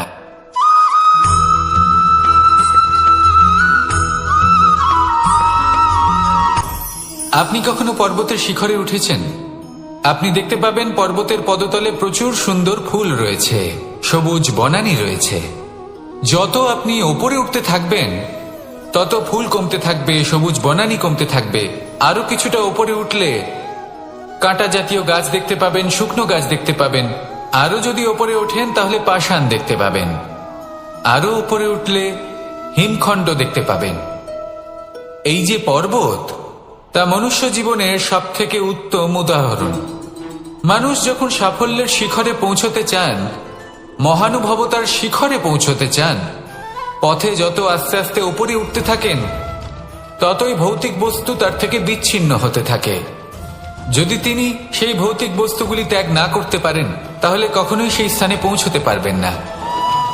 আর মানুষ যদি উচিত ত্যাগ করতে পারেন, পথে অগ্রসর হতে থাকেন, এগোতে থাকেন, তাহলে একদিন না একদিন তিনি মহানুভবতার, জ্ঞানের, সাফল্যের হিমের স্বাদ অবশ্যই লাভ করবেন। মনে রাখবেন, মানব জীবনে ত্যাগ হলো অত্যন্ত গুরুত্বপূর্ণ অংশ। আসুন আমার সাথে ভালোবেসে বলুন, রাধা রাধা।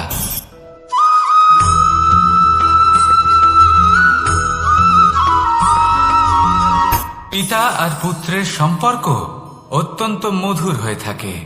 পিতা স্বপ্ন দেখেন, তাকে পূর্ণ করার সকল সম্ভাব্য চেষ্টা করেন, কিন্তু তাও অনেক সময় ওনার স্বপ্ন অপূর্ণ থেকে যায়।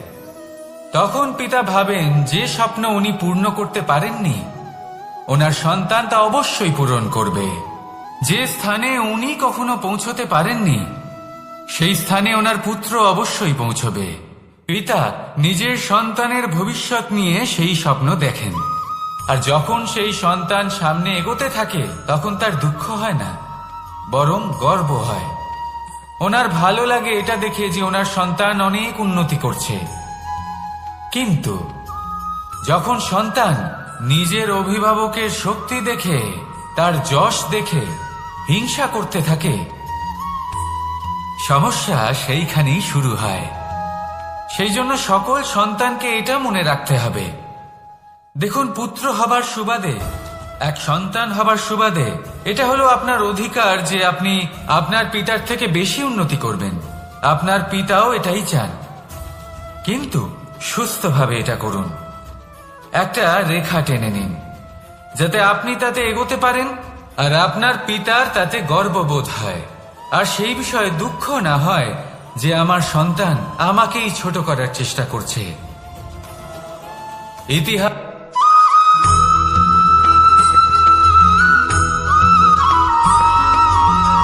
মানুষের মানসিকতা এমন হয় যে সে যতটা করে আশা করে যে তার থেকে অনেক বেশি তার বদলে সে পাবে। দেখুন, সবকিছুই আপনার ভাবনা চিন্তার উপর নির্ভর করছে। আপনি যদি ফলের বিষয়ে ভেবে কর্ম করতে থাকেন তাহলে সেটা অনুচিত। জীবনের আসল আনন্দ হলো নিজের কর্ম করতে থাকা, ফলের চিন্তা করা উচিত নয়।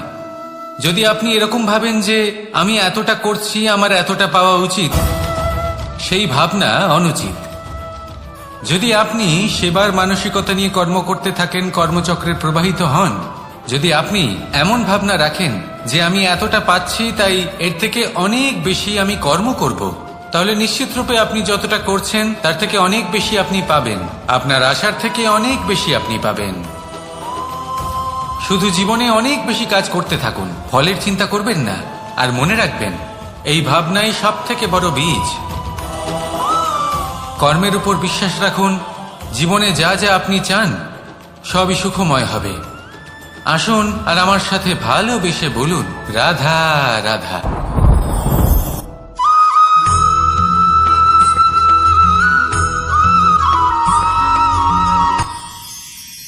মানুষ তার জীবনে দুই ধরনের পরিস্থিতিকে খুব ভয় পায়। এক, কোনো কারণবশত কারোর সামনে নত হওয়া। দুই, কোনো কারণে নিজের চরিত্র থেকে, নিজের মূল্যবোধ থেকে বিচ্যুত হওয়া। এবার কেন হয় এরকম যে কথায় কথায় কারোর সামনে নত হতে হয়? কেন বারংবার নিজের চরিত্র থেকে চ্যুত হতে হয়? এরকম কেন হয়? এটা তখনই হয় যখন আমাদের শিক্ষা এবং মূল্যবোধের অভাব থাকে। যদি মানুষের মধ্যে প্রকৃত শিক্ষা থাকে তাহলে এই সংসারে কোনো সময় এবং কারোর সামনেই নত হওয়ার কোনো প্রয়োজন নেই। যদি মানুষের মধ্যে মূল্যবোধ থাকে তাহলে তাকে নিজের মূল্যবোধ বা চরিত্র থেকে বিচ্যুত হতে হয় না, তা সে যাই হয়ে যাক না কেন।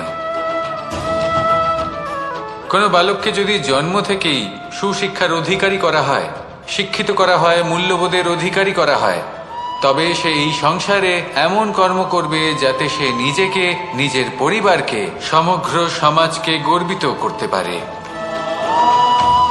শিক্ষা লাভ করুন, মূল্যবোধ লাভ করুন এবং আমার সাথে ভালোবেসে বলুন, রাধা রাধা।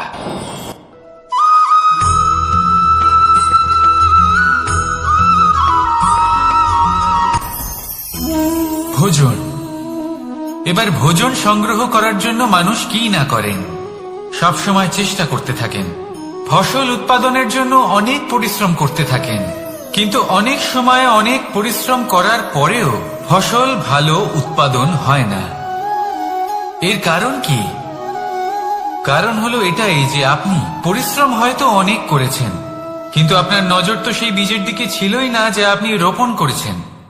সেই জন্য সবসময় কোনো বীজ রোপণ করার আগে তাকে পরখ করে দেখুন, তা অত্যন্ত আবশ্যক।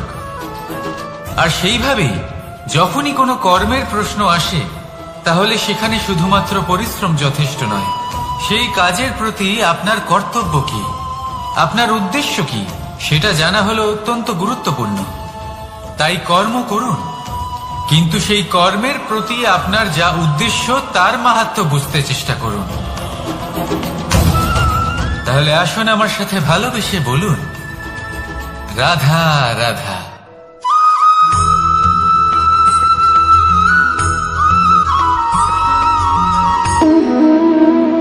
সম্পর্ক হলো আমাদের জীবনের একটি আধার। কিছু সম্পর্ক এমন যা আমরা জন্মসূত্রে লাভ করি, যেমন পরিবার, মা, বাবা। কিছু সম্পর্ক আছে যা আমরা জীবনে অর্জন করে থাকি, তা সে প্রেমের হোক, স্নেহের হোক বা বন্ধুত্বের। এই সকল সম্পর্ক লাভ করার বা গড়ে তোলার 5টি ধাপ রয়েছে। প্রথম ধাপ, কোনো ব্যক্তির সাথে আলাপ হওয়া, তার সাথে কথা বলা বা তাকে দেখা। দ্বিতীয় ধাপ, সে ব্যক্তিকে আমাদের ভালো লাগা। তৃতীয় ধাপ, আমাদের এটা চাইতে শুরু করা যে জীবনে এই ব্যক্তি যেন আমাদের বন্ধু হন, আমাদের জীবনে থাকেন, বা আমাদের কাউকে ভালোবেসে ফেলা। আর এটা আমাদের ভাবা বা চাওয়া যে সেই ব্যক্তি যেন আজীবন আমার সাথে থাকেন, আমার জীবনে আমার সাথী হয়ে। চতুর্থ ধাপ, লাভ করা। এবার এই ধাপটি অনেক মানুষের পক্ষেই খুবই সরল হয়, বড়ই সরল ভাবে নিজেদের সঙ্গীকে লাভ করে থাকেন। কিছু মানুষের জন্য এই ধাপ অত্যন্ত কঠিন হয়ে থাকে। অনেক প্রতিকূল পরিস্থিতির উপর জয়লাভ করে তারা সঙ্গীকে লাভ করেন, কিন্তু লাভ অবশ্যই করেন। এরপরে আসে পঞ্চম, অন্তিম এবং সব থেকে গুরুত্বপূর্ণ ধাপ। সেটা হলো সেই সম্পর্ক পালন করা। এটা হলো এমন এক বিষয় যা প্রত্যেক মানুষের শেখা উচিত। যদি ব্যক্তি নিজের জীবনে সম্পর্ক রক্ষা করতে শিখে যান, তবে প্রত্যেক সম্পর্ক তার জীবনকে স্বর্গ করে তুলবে। আসুন আর আমার সাথে ভালোবেসে বলুন, রাধা রাধা।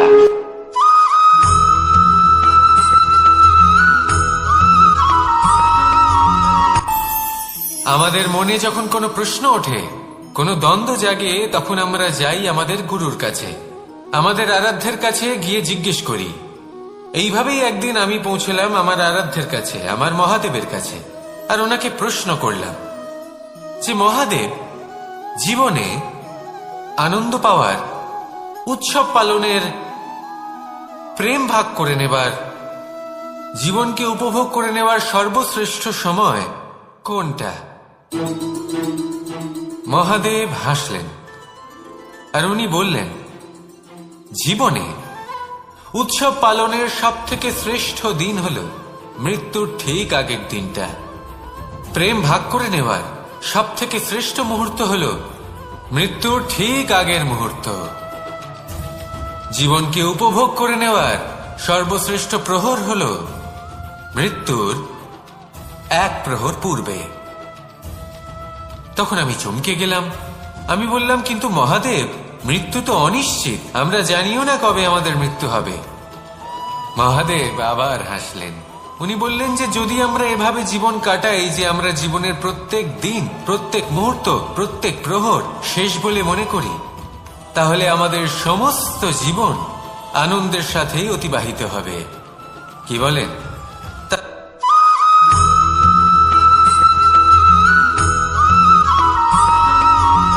নিজেকে ছোট মনে করবেন না।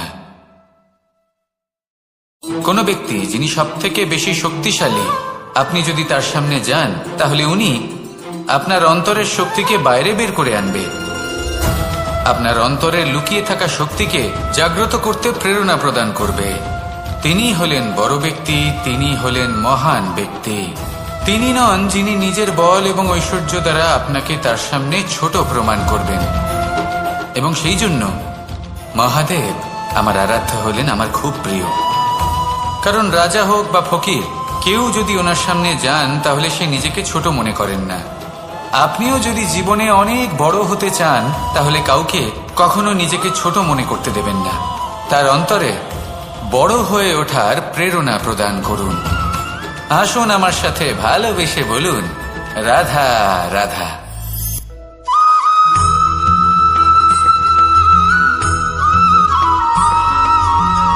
যখন আমরা কোনো বনে প্রবেশ করি, তখন এই সবুজ ঘাস দেখে, এই কোমল ঘাস দেখে আমাদের মন প্রফুল্ল হয়ে ওঠে। ভিন্ন ভিন্ন প্রজাতির ফুল, ভিন্ন ভিন্ন রঙের ফুল দেখে এই মন আনন্দে ভরে ওঠে। এখানে শিশুরা আনন্দ লাভ করে, বড়রা ভোজন গ্রহণ করেন, কথাবার্তা বলেন, হাঁটাহাঁটি করে বেড়ান। এবার ভেবে দেখুন, যখন এই উপবনের নির্মাণ হয়েছিল সেই সময় যদি এই মাটিকে সঠিকভাবে খনন না করা হতো, যদি তাতে সঠিকভাবে বীজ রোপণ না করা হতো, যদি কোনো সংঘর্ষ না হতো, পরিশ্রম না করা হতো, যদি চলতে চলতে পায়ে কাঁটা না বিঁধে যেত, তাহলে এই সুন্দর বন দেখে আমরা কি এই আনন্দ লাভ করতে পারতাম? কখনোই নয়। ধরুন কোনো নদীর তটে সুন্দর একটি বন আছে, সেই বনের আনন্দ লাভ করতে গেলে আপনাকে সেই নদী পার করতেই হবে। যদি সুখের নদীর কাছে পৌঁছতে চান তাহলে তটে যে কাঁটা রয়েছে সেগুলোর সাথে সংঘর্ষ করতেই হবে। এই সংসারে যদি আপনি সুখ লাভ করতে চান তাহলে সুখ লাভের এই যাত্রা শুরু করতে হবে সংঘর্ষ দ্বারা। তাহলে সংঘর্ষকে স্বাগত জানান, এর পেছনেই সুখ রয়েছে যা আপনার জন্য অপেক্ষা করছে। এবার হাসুন আর আমার সাথে ভালোবেসে বলুন রাধা।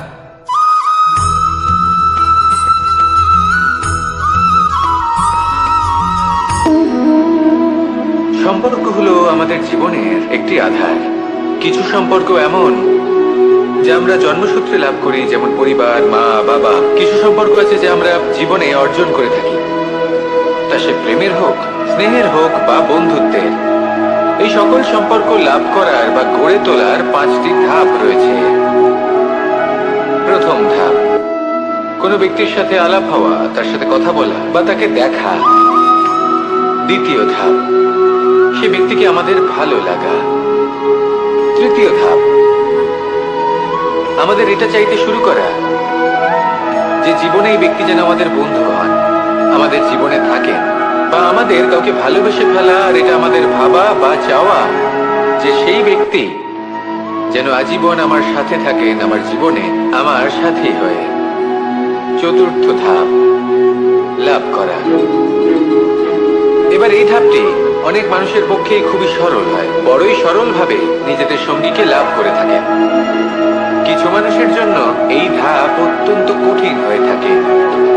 অনেক প্রতিকূল পরিস্থিতির উপর জয়লাভ করে তারা সঙ্গীকে লাভ করেন, কিন্তু লাভ অবশ্যই করেন। এরপরে আসে পঞ্চম, অন্তিম এবং সব থেকে গুরুত্বপূর্ণ ধাপ। সেটা হলো সেই সম্পর্ক পালন করা। এটা হলো এমন এক বিষয় যা প্রত্যেক মানুষের শেখা উচিত।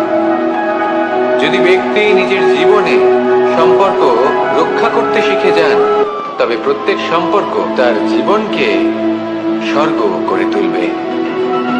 আসুন আর আমার সাথে ভালোবেসে বলুন রাধা রাধা।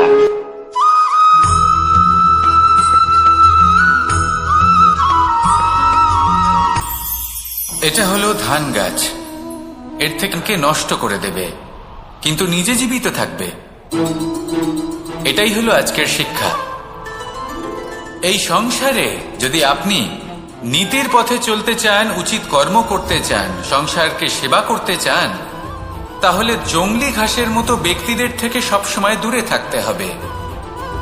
সেই ব্যক্তি যারা দুর্নীতি এবং মিথ্যা দ্বারা পরিপূর্ণ, যাদের ব্যবহার অশুভ, যাদের অনেক অশুভ গুণ রয়েছে, তারা সঠিক নয়।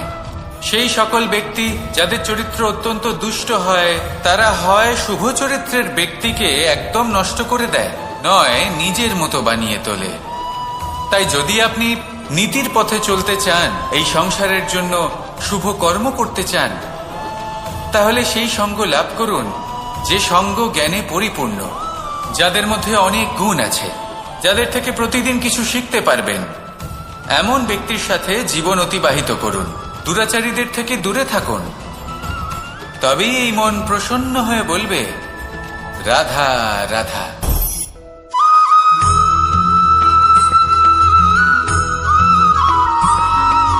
মানুষের একটি সমস্যা আছে যে মানুষ সাফল্যকে মাপতে থাকেন, লক্ষ্যপ্রাপ্তিকে মাপতে থাকেন এবং তার তুলনা করতে থাকেন যে ও এত কিছু পেল আর আমি পেলাম না, ওর কাছে এত কিছু আছে কিন্তু আমার কাছে নেই। এই তুলনা করার জন্য ওনারা দুঃখী হয়ে পড়েন, নিরাশ হয়ে পড়েন। তাই আমি একটা প্রশ্ন করছি যে এটা কি উচিত? এই সংসারে আপনি কি নিয়ে তুলনা করবেন, যেখানে সূর্যদেব চন্দ্রমা দুজনেই আছেন, দুজনেই হলেন বিশেষ, দুজনেই নিজ নিজ সময়ে উদিত হন।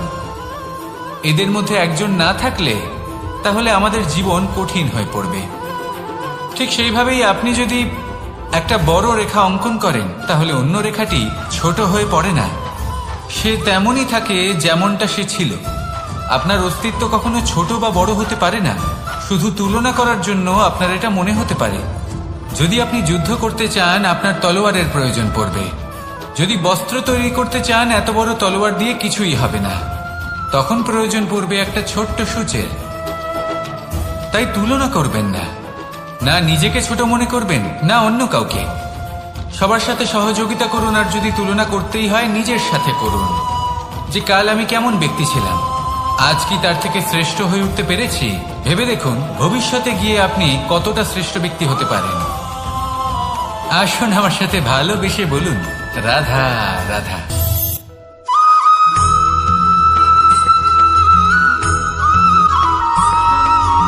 ফিরে আসছিলেন এবং তাদের ফেরার পথে হঠাৎ করে কোথাও থেকে একটি বাছুর চলে এলো। এই দুই বোন ভয়ভীত হয়ে গেলেন, আর তাদের হাত থেকে সেই আটা পড়ে গেল, মাটিতে মিশে গেল। এবার এই পুরো ঘটনাক্রমে যদি কারোর বিন্দুমাত্র লাভ হয়ে থাকে, বিন্দুমাত্র আনন্দ পেয়ে থাকে, তাহলে সে কে? সেই ছোট বোন, যিনি মাঝে মাঝেই গমের দানা তুলছিলেন এবং খাচ্ছিলেন। কিছুটা হলেও উনি আনন্দ লাভ করেছিলেন। এবার এরকমই হলো আমাদের জীবনে ভক্তি এবং ভালোবাসা সংক্রান্ত বিষয়। মানুষ নিজের জীবনের দৈনিক কাজে এতটাই ব্যস্ত হয়ে পড়েন, প্রত্যেকদিন শুধু কাজ কাজ কাজ কাজ করতে থাকেন, আর তাতে ভক্তি এবং ভালোবাসার জন্য সময় বার করতেই পারেন না। দেখুন, জীবনে ভক্তি আর প্রেমের এই যে ছোট ছোট মুহূর্ত আছে, এগুলো যদি আপনি যাপন করতে পারেন তাহলে তাতেই আপনি তৃপ্তি লাভ করবেন। বাকি সবই আপনার ব্যর্থ বলেই মনে হবে। জীবনে যখনই আপনি কোনো কাজ করবেন, ঈশ্বরের প্রতি সমর্পিত হয়ে সেই কাজ করুন। আর যখনই সময় পাবেন, তাহলে সেই সময় নিজের আপনজনদের দিন। যাদের আপনি ভালোবাসেন তাদের প্রতি যত্নবান হন, তাদের শুভাকাঙ্ক্ষী হন। এই প্রেম আর ভক্তির ছোট ছোট মুহূর্তগুলো আপনার জীবনকে চরিতার্থ করে তুলবে। আসুন আমার সাথে ভালোবেসে বলুন রাধা রাধা।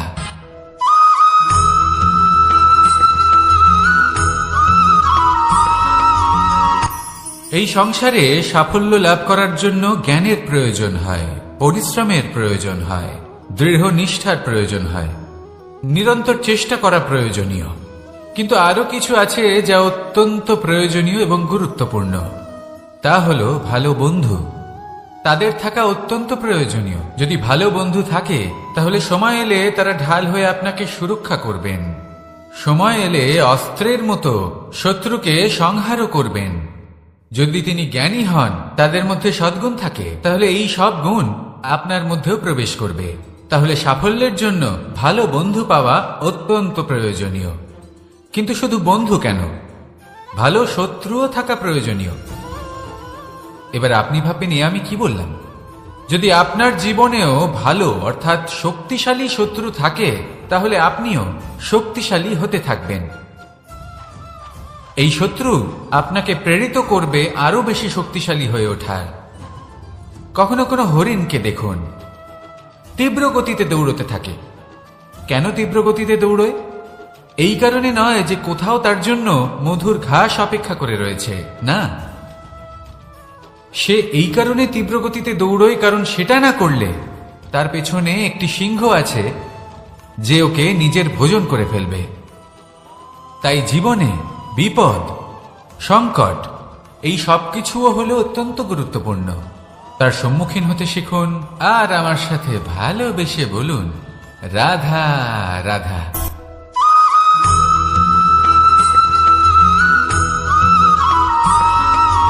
জীবনে অগ্রসর হওয়ার জন্য আমাদের ভিন্ন মানুষ ভিন্ন ভিন্ন বিকল্প চয়ন করে। যদি আমি আপনাকে বলি, তাহলে জয় আর পরাজয়ের মন্ত্র দুটো শব্দের উপর নির্ভর করে, মেনে নেওয়া আর দৃঢ় হওয়া। যদি মেনে নেন তাহলে হেরে যাবেন, যদি দৃঢ় হন তাহলে নিশ্চিত রূপে জয়ী হবেন। যদি কখনো আপনি ক্লান্ত হয়ে ওঠেন, আপনি দুঃখী হন, পুরোপুরি ভেঙে পড়েছেন, তখন মেনে নেবেন না যে আপনি ভেঙে পড়েছেন, নয়তো হেরে যাবেন। তখন উল্টে স্থির করবেন যে যাই হয়ে যাক না কেন, আমি জয়ী হবই। আর আপনি দেখবেন যে জয় নিশ্চিত রূপে আপনার কাছেই আসবে। তাহলে এই কথা মনে রাখবেন আর আমার সাথে ভালোবেসে বলবেন রাধা রাধা।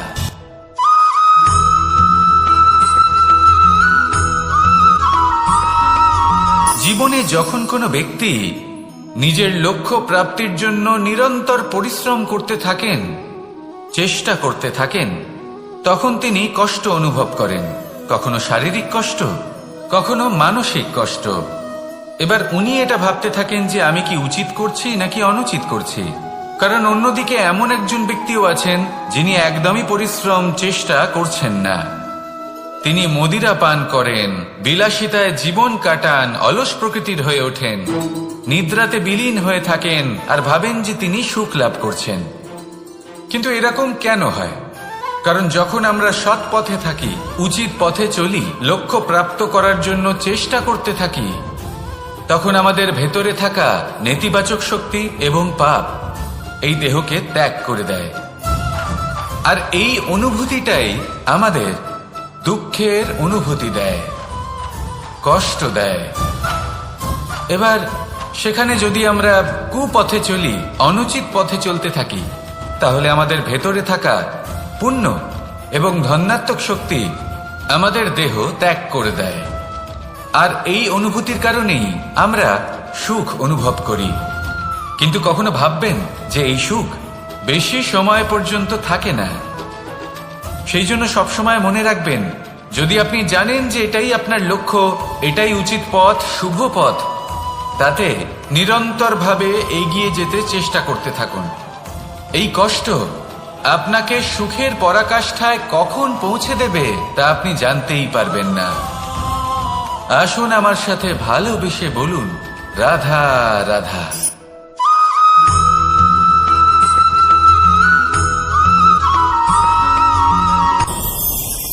ভয়ের সাথে আমরা সবাই পরিচিত, কষ্টও আমরা সবাই পেয়েছি।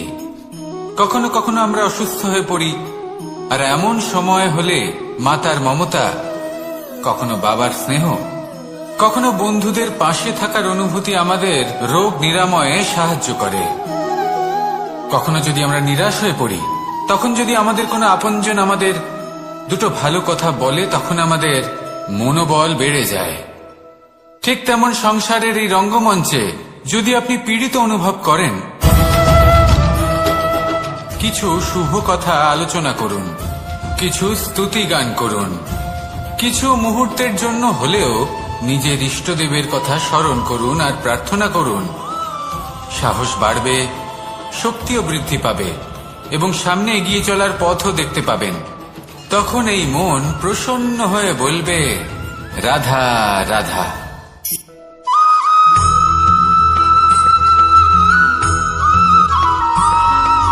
প্রত্যেক মানুষ নিজে কোনো দাসকে দেখুন, ওকে দেখে লোকে বলে যে ওর ভবিষ্যৎ সেটাই হতে পারে, অনুমান করে ফেলেন। আর এই রাজাকে দেখুন, উনি তো কত সুখী হবেন, উনি তো জগতের সব থেকে অধিক সুখী মানুষ, কত সুখ সুবিধা আছে ওনার কাছে, ধারণা করে ফেলেন। তবে সত্য তো এটাই যে কারোর ব্যক্তিত্বের বিষয়ে, তাদের ভবিষ্যতের বিষয়ে আপনি পূর্ণ সত্য কখনোই বলতে পারবেন না, শুধু অনুমান করতে পারবেন। আর এই অনুমান করে সত্যি কোনো লাভ হয় না, কারণ এই কাল সেটা হলো অত্যন্ত শক্তিশালী। কালো থেকে কালোতর কয়লাকেও হিরেতে পরিণত করতে পারে, অনেক বড় বড় রাজাকেও বিদূষক বানিয়ে ফেলতে পারে এক মুহূর্তেই। তাহলে আপনি অনুমান করে কি লাভ? কি পেলেন অনুমান করে?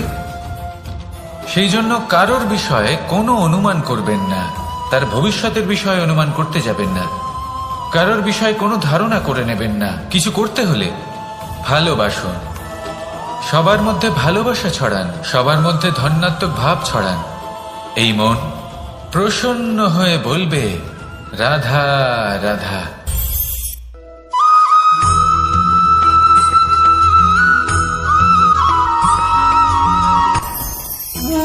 ভোজন। এবার ভোজন সংগ্রহ করার জন্য মানুষ কি না করেন, সব সময় চেষ্টা করতে থাকেন, ফসল উৎপাদনের জন্য অনেক পরিশ্রম করতে থাকেন, কিন্তু অনেক সময় অনেক পরিশ্রম করার পরেও ফসল ভালো উৎপাদন হয় না। এর কারণ কি? কারণ হলো এটাই যে আপনি পরিশ্রম হয়তো অনেক করেছেন, কিন্তু আপনার নজর তো সেই বীজের দিকে ছিলই না যা আপনি রোপণ করেছেন। সেই জন্য সব সময় কোনো বীজ রোপণ করার আগে তাকে পরখ করে দেখুন, তা অত্যন্ত আবশ্যক। আর সেইভাবেই যখনই কোনো কর্মের প্রশ্ন আসে তাহলে সেখানে শুধুমাত্র পরিশ্রম যথেষ্ট নয়, সেই কাজের প্রতি আপনার কর্তব্য কি, আপনার উদ্দেশ্য কি, সেটা জানা হলো অত্যন্ত গুরুত্বপূর্ণ। তাই কর্ম করুন, কিন্তু সেই কর্মের প্রতি আপনার যা উদ্দেশ্য তার মাহাত্ম্য বুঝতে চেষ্টা করুন। তাহলে আসুন আমার সাথে ভালোবেসে বলুন, রাধা রাধা।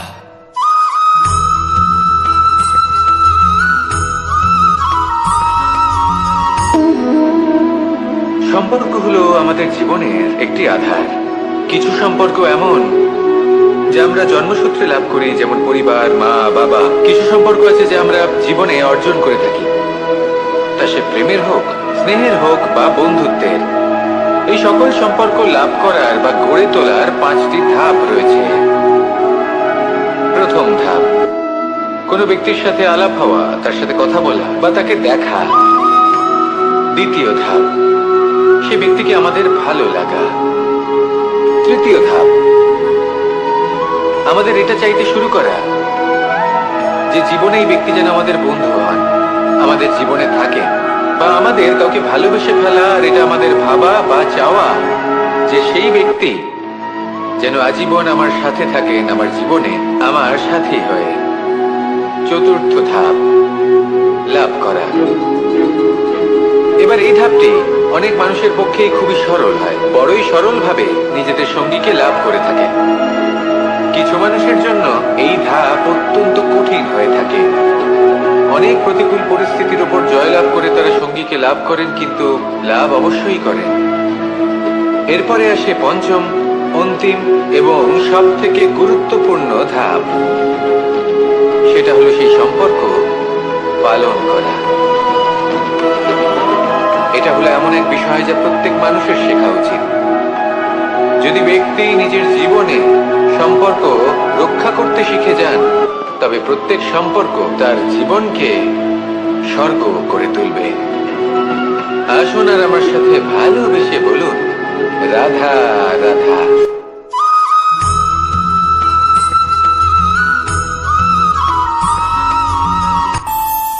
আমাদের মনে যখন কোনো প্রশ্ন ওঠে, কোনো দ্বন্দ্ব জাগে, তখন আমরা যাই আমাদের গুরুর কাছে, আমাদের আরাধ্যের কাছে গিয়ে জিজ্ঞেস করি। এইভাবেই একদিন আমি পৌঁছলাম আমার আরাধ্যের কাছে, আমার মহাদেবের কাছে, আর ওনাকে প্রশ্ন করলাম যে মহাদেব, জীবনে আনন্দ পাওয়ার, উৎসব পালনের, প্রেম ভাগ করে নেবার, জীবনকে উপভোগ করে নেওয়ার সর্বশ্রেষ্ঠ সময় কোনটা? মহাদেব হাসলেন আর উনি বললেন, জীবনে উৎসব পালনের সব থেকে শ্রেষ্ঠ দিন হল মৃত্যুর ঠিক আগের দিনটা। প্রেম ভাগ করে নেওয়ার সব থেকে শ্রেষ্ঠ মুহূর্ত হল মৃত্যুর ঠিক আগের মুহূর্ত। জীবনকে উপভোগ করে নেওয়ার সর্বশ্রেষ্ঠ প্রহর হল মৃত্যুর 1 প্রহর পূর্বে। তখন আমি চমকে গেলাম। আমি বললাম, কিন্তু মহাদেব, মৃত্যু তো অনিশ্চিত, আমরা জানিও না কবে আমাদের মৃত্যু হবে। মহাদেব আবার হাসলেন। উনি বললেন যে যদি আমরা এভাবে জীবন কাটাই যে আমরা জীবনের প্রত্যেক দিন, প্রত্যেক মুহূর্ত, প্রত্যেক প্রহর শেষ বলে মনে করি, তাহলে আমাদের সমস্ত জীবন আনন্দের সাথেই অতিবাহিত হবে। কি বলেন?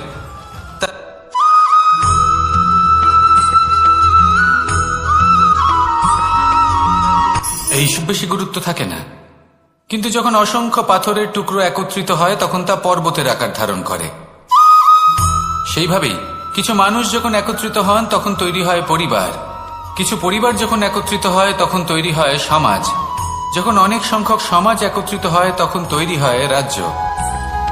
এবার এই রাজ্যের সব থেকে গুরুত্বপূর্ণ ব্যক্তি হতে পারেন রাজা, কিন্তু তাও সেই রাজা একা কিছু করতে পারেন না। যুদ্ধ লড়ার সময় তারও নিজের সৈন্যদলকে প্রয়োজন পড়ে। কিন্তু এই সংসারে এমন একজন ব্যক্তি আছেন যিনি একাই সব কাজ করতে থাকেন, এবং সেই ব্যক্তি হলেন মা। আমাদের জীবনে একজন পিতার ভূমিকা কিন্তু নিঃসন্দেহে অমূল্য। কিন্তু আমাদের সকলের জীবনে যে ভূমিকা একজন মায়ের তা অন্য কারোর থাকে না। একজন মা একাই সন্তানকে বড় করতে পারেন, সংস্কারী করে তুলতে পারেন, তার জন্য পরিশ্রম করেন। আর এত কিছু কাজ করার পরেও তার কাজের জন্য তিনি প্রশংসা অবশ্য পান না। উল্টে যদি সেই সন্তান অনুচিত পথে চালিত হয়, অনুচিত কর্ম করে, তখন সেই মাকেই অপবাদের পাত্র হয়ে উঠতে হয়। আমাদের জীবনে মায়ের যোগদান কতটা সেটা বুঝুন। আপনাকে বড় করে তোলার জন্য উনি কতটা পরিশ্রম করেছেন সেটা বুঝুন। আজ থেকে, এখন থেকে, এই মুহূর্ত থেকে মাকে সম্মান করতে শিখুন। যখন সময় পাবেন, যখন সুযোগ হবে, তখন তার প্রশংসা করুন, ওনারও ভালো লাগবে। আর মায়ের এই মমতার জন্য, তার এই ভূমিকার জন্য আসুন সবাই মিলে আমরা তাকে প্রণাম করি,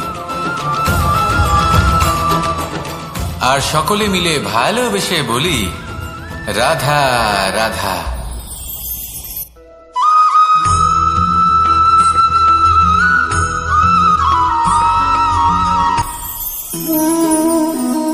শক্তি এক অত্যন্ত বিচিত্র বস্তু, বা বলতে পারেন অনুভূতি। পিতা সবসময় চান যেন তিনি তার শক্তি পুত্রকে। আসুন আপনাকে সহজে বোঝাই। যদি আপনি সুপাত্র হন আর আপনাকে শক্তি দেওয়া হয়, তাহলে আপনি সেই শক্তির গুরুত্ব বুঝবেন, কোথায় সেই শক্তি প্রয়োগ করা উচিত সেটা বুঝবেন। আর এটা যেহেতু অর্জন করা শক্তি হবে, সেই শক্তির অপব্যবহার হবে না। কিন্তু যদি এই আপনি কুপাত্র হন আর যদি আপনাকে এই শক্তি দেওয়া হয়, তাহলে কি হবে? দেখতে গেলে এই শক্তি আপনি দান হিসেবে পেয়েছেন, তাই না আপনি এই শক্তির গুরুত্ব বুঝবেন, আর না এর প্রয়োগ আপনি জানবেন। তার অপব্যবহার হওয়া সুনিশ্চিত। তাই যদি আপনি কোনো শক্তি অর্জন করতে চান, তাহলে আগে তার যোগ্য হয়ে উঠুন। পুত্র নয়, পাত্র হয়ে উঠুন। আর আমার সাথে ভালোবেসে বলুন, রাধা রাধা।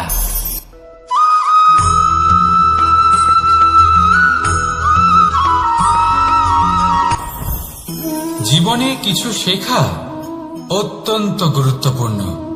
এবার কি কি শিখতে হবে, সেই সব শেখানোর জন্য অনেক শিক্ষক রয়েছেন। কিন্তু কি শিখবেন না আর কি করবেন না, এটা আমাদের নিজের অভিজ্ঞতা দিয়ে শিখতে হয়। কিন্তু তার মানে এটা নয় যে যদি আপনাকে শিখতে হয় যে আগুনের তাপ কতটা, আপনাকে আগুনের মধ্যে হাত দিতে হবে। না, অন্য কারোর অভিজ্ঞতা দ্বারাও শিখতে পারেন। প্রশ্ন শুধুমাত্র একটাই, যে আপনি কি শিখতে চান নাকি চান না।